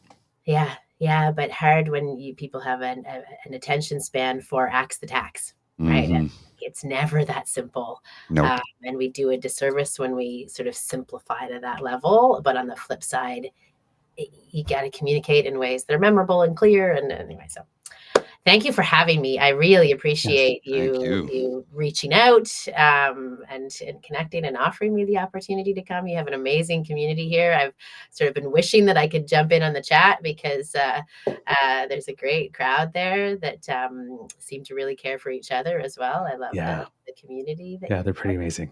Yeah, and Mr. Grizzly, your voice, oh my gosh, like you have this amazing sort of podcast and radio voice that I've just been loving. And Douglas, your spirit, your smile from the very first minute we've interacted, it's been so warm and wonderful. So thank you. I'd love to come back. And so, I mean, I am going to come back and we'll do this in French. Yes. And then we'll see about the next visit. Thank you. Thank you for having me. You are definitely welcome here at the Beaver Lodge. You have a home here. Thank you. And good luck to you. Hey, thank you. Yeah, I'll take all the luck I can get. Fight hard. Just put a link in the chat on the YouTube if you like my voice and you want to hear more. There's an ASMR YouTube channel that talks about mental health. You can check it out. Amazing. Okay. Right. Oh, look, you can write in the chat. I should have asked the way that I can do that. Thank you, everybody. Thank you for the kind comments and for the participation. Happy Friday. Thank you so much. Have a great weekend. Bye-bye. Bye. Dude, that was awesome. That was awesome. I can't wait to have her back. Like you said, an adult who does politics in full sentences. My goodness gracious. Did she stammer once? Nope. In 90 minutes? Nope. Did she stutter once? Did she trip on her Nope. That's amazing. You know, Kits, that it's sincere and it's from the heart. Mm-hmm. When you can talk so casually. We don't give the questions. Obviously, when we interview politicians, they ask, do you have like a variety of subjects so that I can prepare for, and literally, Mr. Grizzly, if you, I don't know how to show this without showing some personal stuff, unfortunately, so I can't show you the screen because it's my email feed and then there's other names on it.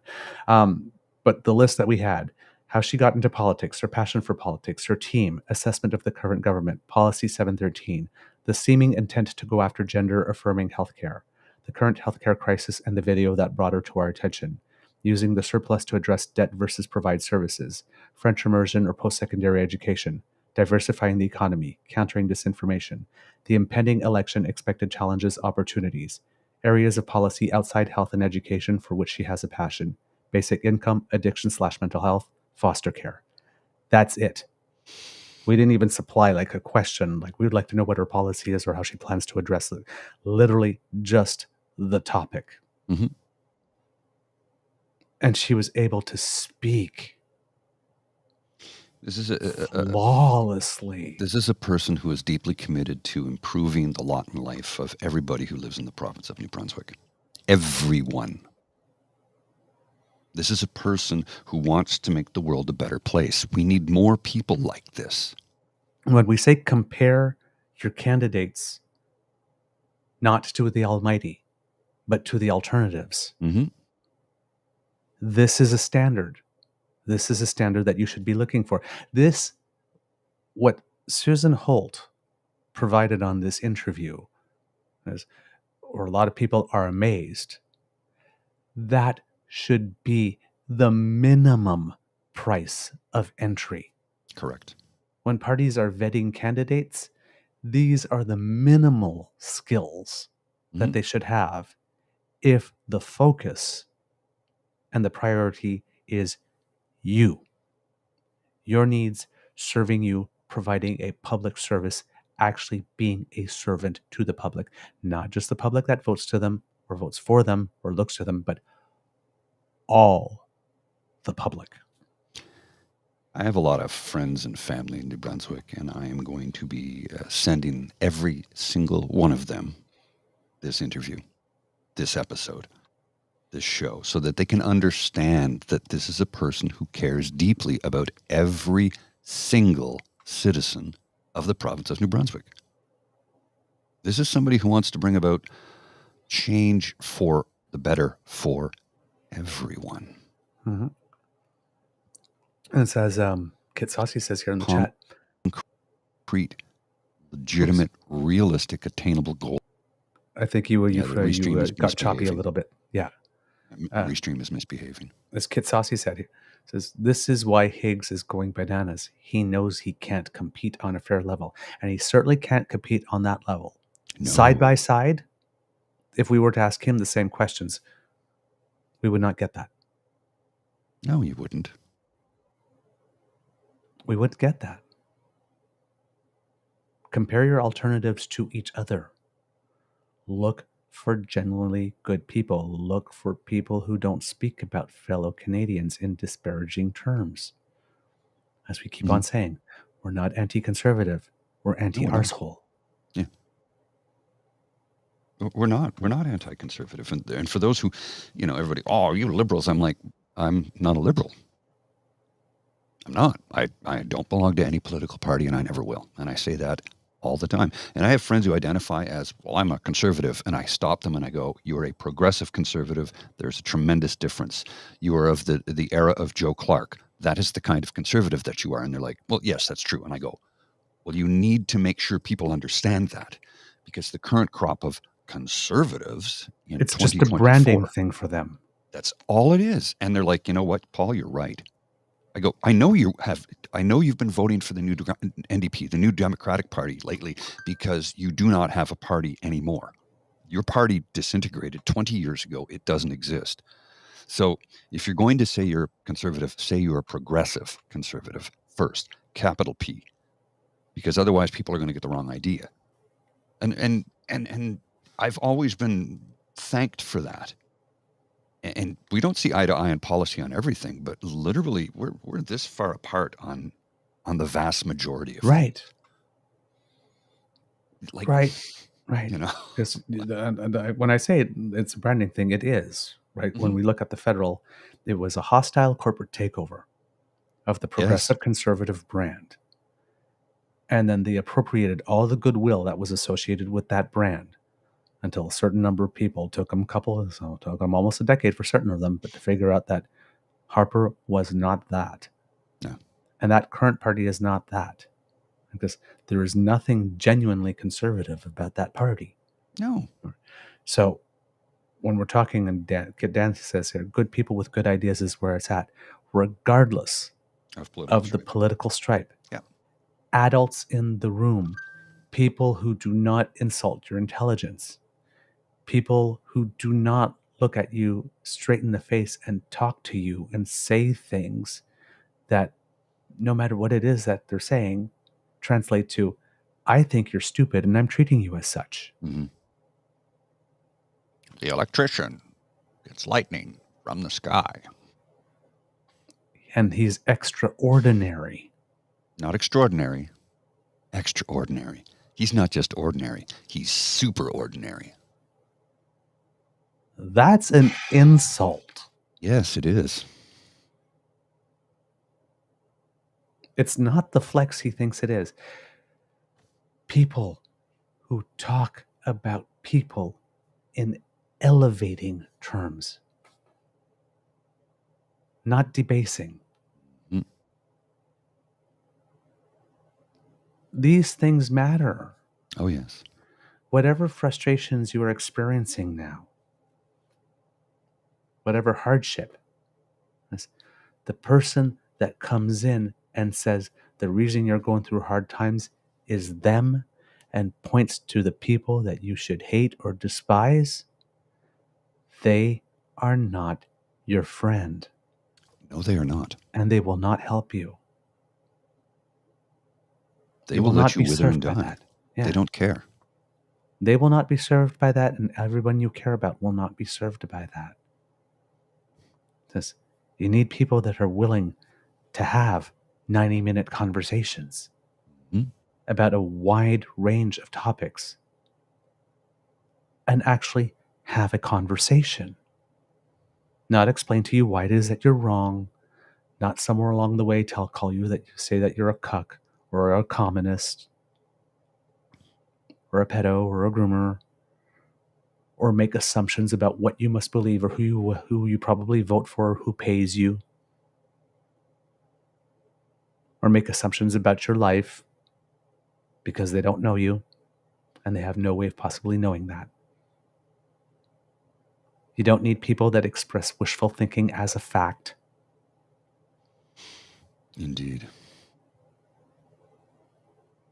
You need people that are willing to say, you know what, I got to speak in broad terms here because I don't have specifics, or, or this is messy, or this is a trade-off. And they're saying, like, you have to understand, like, this, I would love to come in and say this, but I have my party's big tent and I have people on this side. Like right now, what's going on with the federal liberals, with Palestine and Israel. There are parts of the party that are pulling more towards Israel. There are parts of the party that are pulling more towards Palestine. But so long as everybody in that party remembers that it's about being pro-human, that discussion can take place respectfully. Indeed. And I got to step away quickly. Sorry. I'll be right back. Apologies. And Susan Holt made that point when she was talking about Policy 713, that didn't matter whether her team was rural, whether it was francophone, whether it was urban, whether it was, they all agreed on the basic principle that you do not go after vulnerable children.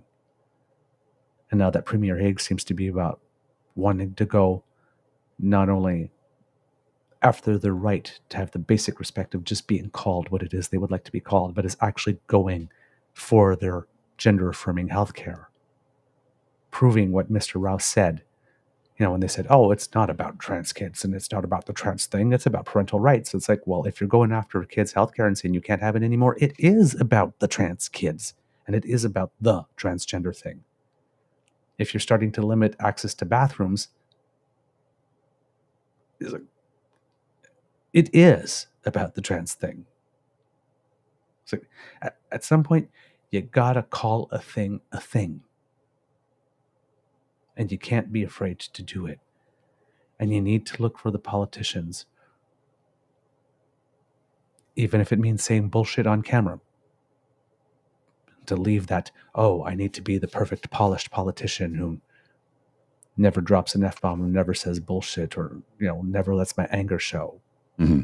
I have to be daddy or mommy knows best. I have to be infallible. The person who's willing to leave that and say, I don't know, or say, you know what, this makes me mad, damn it. And it should. They represent people. So we have to allow our politicians the opportunity to be people. And yes, Moan, kids are people too. Damn straight. Individual persons with their own individual inherent rights, as guaranteed by our Constitution, as signed on to internationally with the International Convention on Human Rights and the International Convention on the Rights of the Child. We've made promises to the world by signing those conventions that we would treat our fellow citizens and we would treat children in a certain way. And if we don't live up to that, we've failed. Well, not only have we failed, but we're telling the rest of the world, one, it's okay to do that, and two, that our word has no value, that we cannot be trusted. You can't send that message and expect to do well as a country. No. You just can't. You have to be consistent, you have to be coherent, and you have to be constant over time and across the board. These things matter. Yes, they do. Oh, I am feeling good. Well, you damn well should be. It was a great start to the day, sir. Fired up. I'm fired up. No, you have every right to be. In a good way.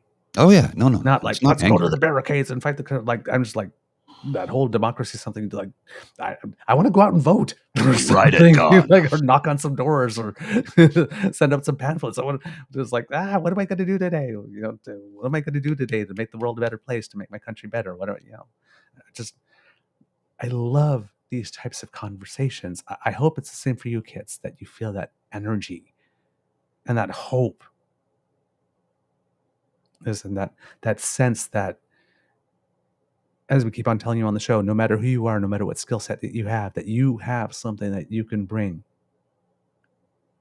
Yes, and especially viewers at home and listeners who will be hearing this later, who have disengaged from politics because the zone has been flooded with so much bullshit, and you have a whole bunch of clowns that have made the public square just unbearable to be in. We need you to come back, not check out. This is the time, if you've checked out, this is the time we need you to get back into the game. There are more of us than there are of them. There will be 3 provincial elections this year, one in British Columbia, one in Saskatchewan, and one in New Brunswick. The one in British Columbia and Saskatchewan right now look like it's going to be maintenance of the status quo. In British Columbia, that's not so bad. There's an NDP leader there, and even though he has challenges, he seems to be at least trying to do certain things right. We just had the announcement in British Columbia about the kits, for example, for cervical cancer. For women over there, they'll be sending people kits, and there's a new testing system where they will be testing mostly for HPV instead of the typical pap smear, which is very invasive, because it seems that science has shown us that 70% of cervical cancers have the HP virus as the root cause. Mm-hmm. So we're switching the system to test more for that. That's not going to eliminate the pap smear, of course, and it will still be needed for other things. But science has said that this is the way to detect a greater number of cancers, and cancers at an earlier stage, to help people. So we know better. We're doing better. We're changing the system. It's a small thing in one specific area of policy, but it shows that you have a government that's evidence-based. In Saskatchewan, unfortunately, we have Premier Mo, who thinks it's an appropriate thing to unleash the Constitution on transgender youth, and for some reason, I still can't understand it, he has a high approval rating. So unless something incredible happens that throws him off his rocking horse, there's going to be Mo, unfortunately. But New Brunswick is the province this year where there's an opportunity to move from a conservative government back to one that actually cares about people. Well, more money, more problems in Saskatchewan, right? It really, really matters this year. So please, because if you've watched this morning from New Brunswick, or if you watch later because you've seen this promoted and you say, hey, I know her, I'm going to watch this one, and you stuck around this long. Get engaged. Make sure that when election time comes that you plan your vote. Make sure that you bring people to the polls with you, because friends don't allow friends to do democracy alone. Talk to your families. Have that conversation. If you have that drunk uncle that makes that rude pro-Trump comment, tell him in front of your family members why he's wrong. Family members go, oh, don't start anything. Start something. Should start something. Let them know how important it is to you. These are the conversations that matter. It's time to get in the game, Canada. It's time to get in the game. Oh, I'm energized. I love this kind of stuff. We've had a heck of a week of shows. My goodness.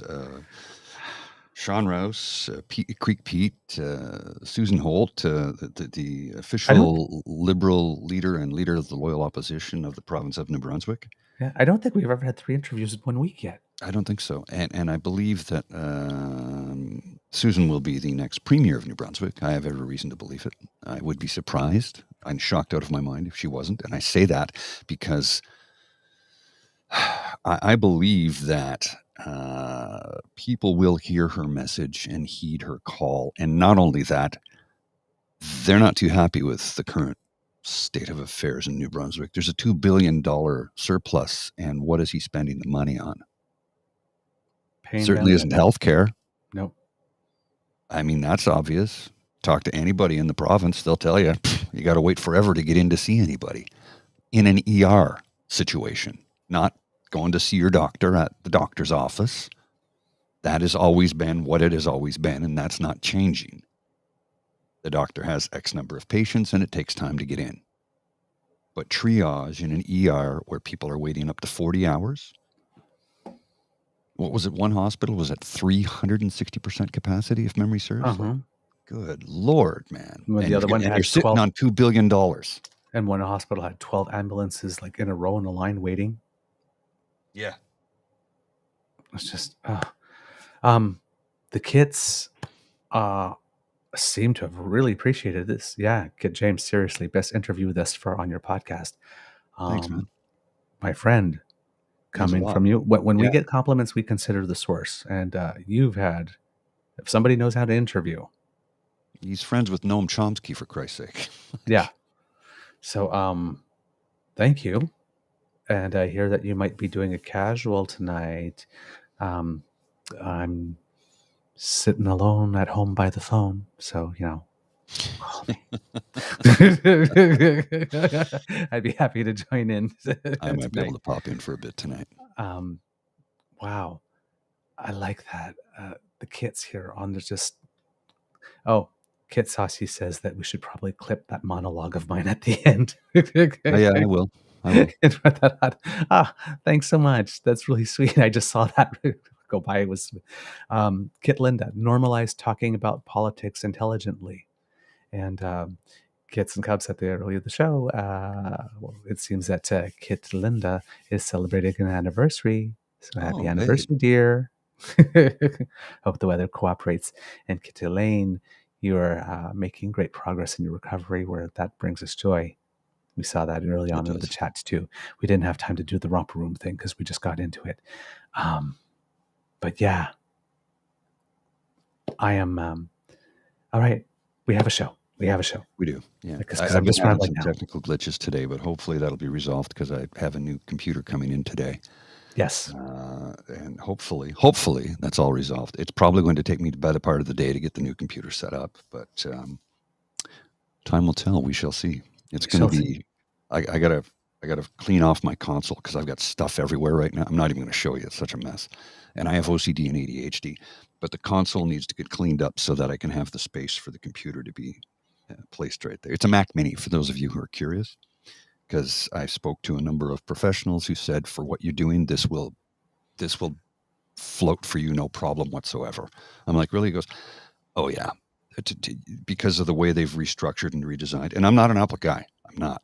But if it's going to benefit the show, and I have every reason to believe from all the experts that I've spoken to that this will make a huge difference for us, I'm like, let's do it. Let's make it happen.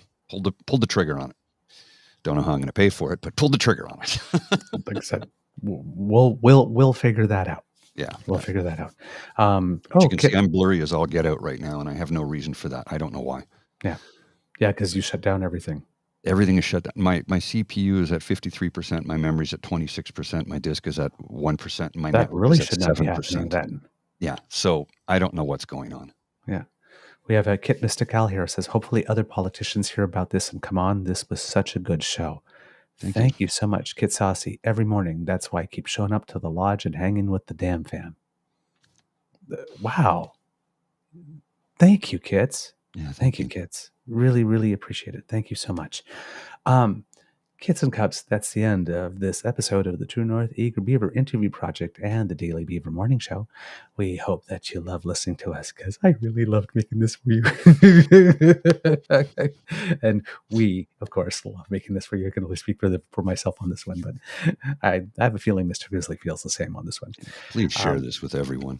Yes. Please. It's important that people see that there are politicians in this country who actually do like the citizens that they represent. They actually do like this country, in this case, love this country, and want to do better for everyone.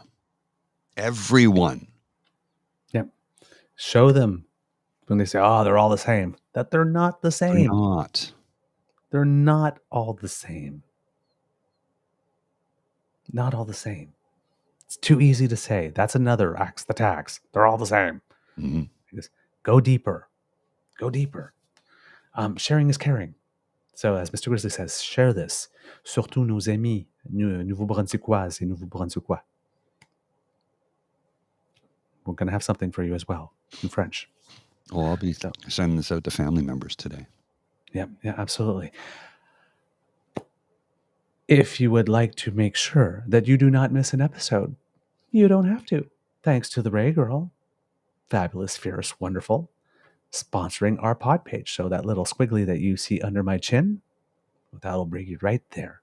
So if you scan that while you're watching, or if you go to podpage.com/the-true-north-eager-beaver, lowercase letters with the hyphen between each one of those words, that's where you go. You click subscribe, and when we have something fresh off the bandwidth, it'll come directly to you.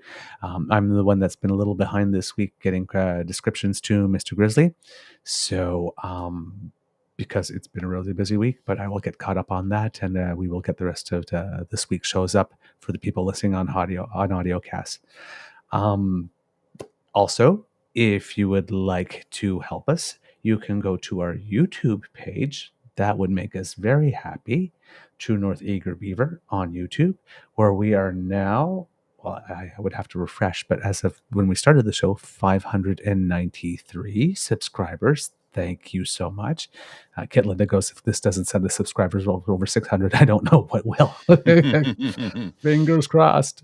Yeah, and all of them will be from New Brunswick. That's okay. That's okay. We like 860,000 people in New Brunswick, I think. Yes. So, yeah. Oh, and speaking of New Brunswick, Mr. Grizzly, I spoke to our friend there who we tried to bring on a good while ago. Okay, yes. But had some issues that made it so that she could not at that time. It seems that those are Resolved? not fully resolved, but Okay. resolved enough that she can take us up on our offer. Excellent. So in about 2 weeks, Kits and Cubs will have somebody on the ground in New Brunswick who does have some background and knowledge with regards to politics, who will be keeping their ear on the ground and coming back to us and reporting regularly about what they see and providing some analysis for us so that we can focus some attention on New Brunswick. We do have a name for her as well. I guess without saying that, but we will have somebody, we'll have Mr. Beaver and Mr. Grizzly, and we will have High Tide Hilda. High Tide Hilda. Okay, she'll be joining us, reporting on things in New Brunswick. So, like I said, we're trying. We can't be everywhere, and hopefully, eventually, as this grows, we'll have someone in every province and every territory that will be able to, bring us some ear to the ground stuff. And who knows, if we're still doing this 15 years ago, maybe we'll have some people in cities to be able to bring the municipal stuff to us and all that kind. Well, I think Dan could be a good guy for Toronto, right? Oh yeah, absolutely. Yeah. Dan and I have been talking. We've got some plans. Nice. I should have known that already. Hey, I'm a networker. Yeah. That's what I do is communications. That was my bag. That's my jam, as they say. So yes, our YouTube page, like, share, subscribe. We have 3 buttons there for you to smash with. Please click them all if you can. That would be great. But if you only click 2 or 1, we're good with that too. Leave us some comments there too. Hey, we like them very much. And if you would like to support us in other ways, we do have our coffee page that you can go to. That QR code by Mr. Grizzly's head is there. We saw that somebody scanned a QR code today. We don't know which one, but thank you so much for doing that. And, bomb threat at St. John's Airport, according to Kit Dan. Yeah, I don't know what that's Can you look that up so we can leave some? We can look at it, the Easter egg a bit. Yeah, I'm doing So please go to our coffee page. That's coffee, ko-fi.com/eagerbeaver, lowercase letters, all in one word, as did Kit Eve yesterday. Thank you so much. And Kit Eve had to say, we are retired and live in Saskatoon, Saskatchewan. Yes! People from the West, thank you so much. Thank you. We just wanted to let you know how inspiring your podcast is in giving Canadians hope that Canada will always be the Canada we all love. And this in all caps. Every day you are a rainbow in someone else's cloud with a heart. Remember that, kids. Every day you are a rainbow in someone else's cloud. So they wanted us to know how much they appreciate our show. Thank you so much. And kids, you're being very good to us, Mr. Grizzly. And a fun fact, because we like to be transparent about how kids are donating, we have received more donations through our coffee page this month in the first 12 days of January than we had received by the end of April. Oh, wow. Last year. Well, thank you. Thank you very much. That'll help pay for my new computer to run the show. So, thank you, kids. Thank you. Overwhelming me. All right. Because democracy is something that you do. Share this episode.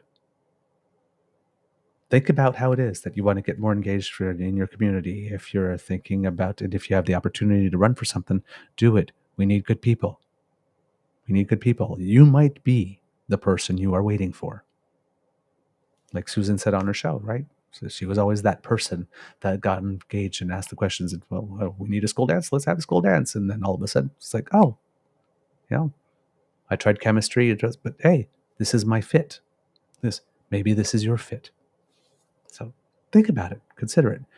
I said, whatever we can do to support that, we will. You have us.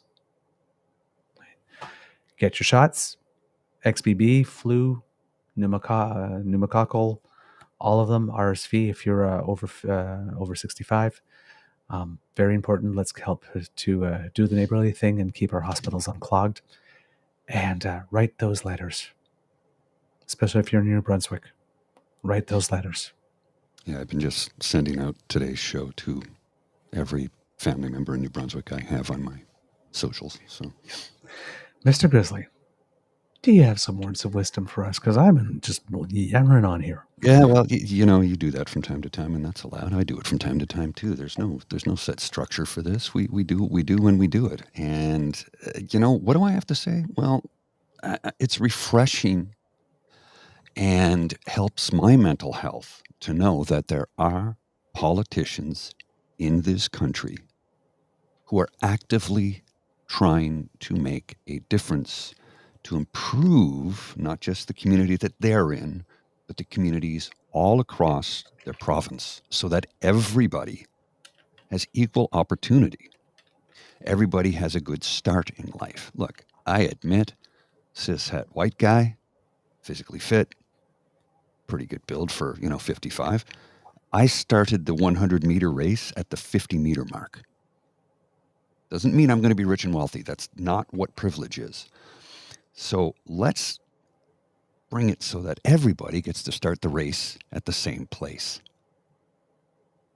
This is what Madame Holt wishes to do.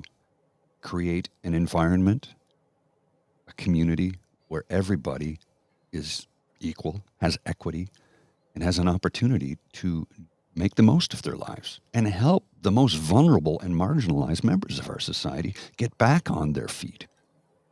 To quote Wab Canoe, we'll give you a hand up if you're willing to put in the work.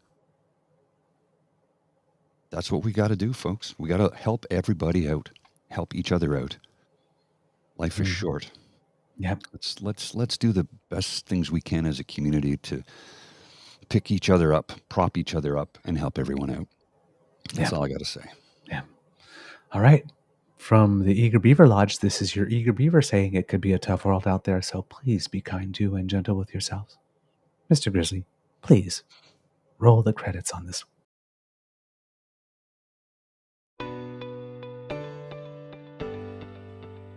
You are listening to a True North Eager Beaver Media Podcast. The True North Eager Beaver podcasts are proudly brought to you by our founding sponsors, the Miss V Mysteries from Corvid Moon Publishing, your source for science fiction, fantasy, and cozy mysteries featuring a broad diversity of characters. CanadianTarot.com, your uniquely Canadian online eclectic tarot community and forum, and The Peppermaster, hot pepper sauces made from fresh farm ingredients to thrill your taste buds and expand your mind.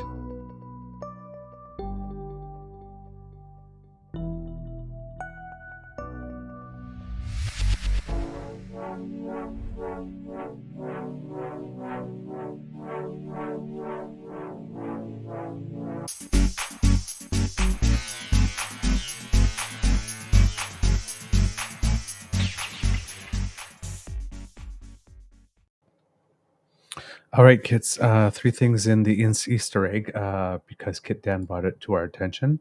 According to the CBC, all flight activity has been suspended at St. John's International Airport following a bomb threat. The Royal Newfoundland Constabulary said a patrol unit is on scene as investigating the credibility of the threat, which came just before 8:30 a.m. Friday. Police are asking people to stay away from the terminal, which has been evacuated while the investigation is ongoing. Passengers are being asked to contact their airlines about potential flight disruptions. This is the second time the terminal has been closed to the public in a little over a month. The airport shut down briefly in early December due to a suspicious package, which turned out to be a false alarm. Lisa Bragg, a spokesperson for the airport authorities, said the building was evacuated without panic and according to procedures. One flight appears to have been affected by the threat. A PAL flight from St. John's to Deer Lake was scheduled to depart at 8:40, but has yet to leave. So that's going on. A big congratulations to Canadian alpine skier Valérie Grenier from Saint-Isidore, Ontario, who for the second year in a row, so she's defended her title, won the giant slalom in Kranjska Gora, I believe, or Kagora. I think it's in Slovenia, if I'm not mistaken. But barreled down the hill. Giant slalom is 2 runs. When you combine them, she was in 4th after the first run, and after the second run, ended up 1st. In all events she's competed in this year in giant slalom, she has finished no worse than 8th. So she is having a stellar season. So way to go.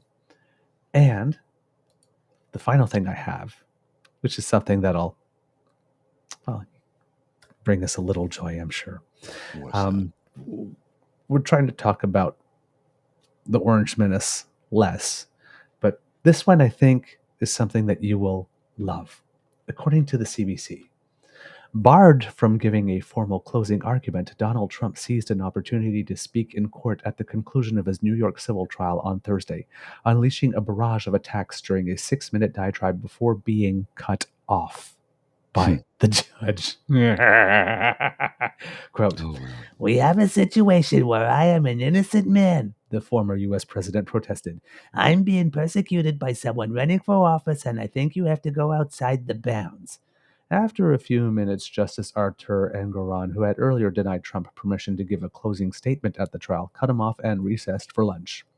Trump, the leading contender for the Republican presidential nomination, has repeatedly disparaged Engoron, accusing him in his social media post on Wednesday night of working closely with the New York Attorney General to screw me.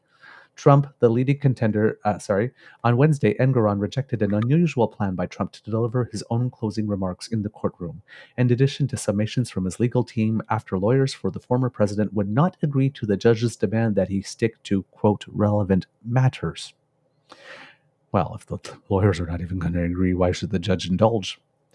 After 2 of Trump's lawyers delivered traditional closing arguments on Thursday, one of them, Christopher Keiss, asked the judge again whether Trump could speak. Engoron asked Trump whether he would be able to abide by the guidelines the judge had laid out earlier. Gee, the suspense is killing me. which included not trying to introduce new evidence of making a campaign speech. Trump then launched into his remarks. This is a fraud on me. What happened here, sir, is a fraud on me. He later accused the judge of not listening to him. I know this is boring to you. Engoron warned Kais, control your client, like that can be done, and told Trump he had a minute left before adjourning for lunch. So it's basically like the Oscars, and they gave him a 6-minute speech, and then they just like played him off. Sorry, lunch, your time's up. I gotta go. Well, I got something for you here. Oh, You're you'll gonna love like to see it. I this. wish that would have been on TV. I don't know if you're aware of this, but you're going to like this. We got to get in touch with Devin again Yes. soon. We should have him back on before this summer, because this will be Summer McIntosh cruises to 200-meter butterfly win at opening pro swim series stop. 17-year-old generational talent clocks a time of 2 minutes 5 seconds. It's 0.73 in Knoxville, Tennessee. She is a generational athlete. Jeez. I mean, 400s are her specialty. I am in 400 free, but if she's like starting to kick it in the 200s, especially butterfly, ooh. Butterfly is the most difficult stroke of Uh-huh. all. It's the most demanding. It's the most physically challenging. That was my race when I was a competitive swimmer. She's 17. Yeah. 17. Yep. The 17-year-old from Toronto led from start to finish for a time of 2 minutes, 5.73 seconds, nearly 3 seconds ahead of the second place finisher. Jeez. You realize destroying the competition, destroying a 3-second lead in a swimming in a 200-meter race. That's incredible. That is incredible. Oh boy. Goes her way this summer in Paris, and she just cleans up. Her and Maggie and Penny, I want the three of them to be standing atop that podium all summer long. Oh man. All summer long. All right, kids and cubs. Okay. I guess that's it. That's it for today. Yeah, gotta go. I got stuff to do. No pubcast this weekend. It is the following weekend. Yes. My mistake. I have to go to the pub later and make arrangements because I had booked for this Saturday, so I'll change it. And I've reached out to the Rex to find out if they're amenable to us coming down there and doing a show. Unfortunately, the weekend we were hoping to do, well, actually, there's no matinees on Saturday in the month of February at the Rex, which might be a little bit easier for us to do something because we're not, distracting from the band or whatever. But I'll see if we hear back from them. If not, we'll look at something else. Yep. It could be another month. That's okay. Yeah. We'll just try and make something work when we can. Kid James. Come on. Summer Long is my new porn name. Come on. James. Oh. Dude. Hard Yard, he said, was his new porn name as well. That's a pretty good one, though. That's a pretty good one. I'm not gonna lie. Hard Yard. That's a good one. That's a good one. Have a be perfect weekend, kids. I'll see you.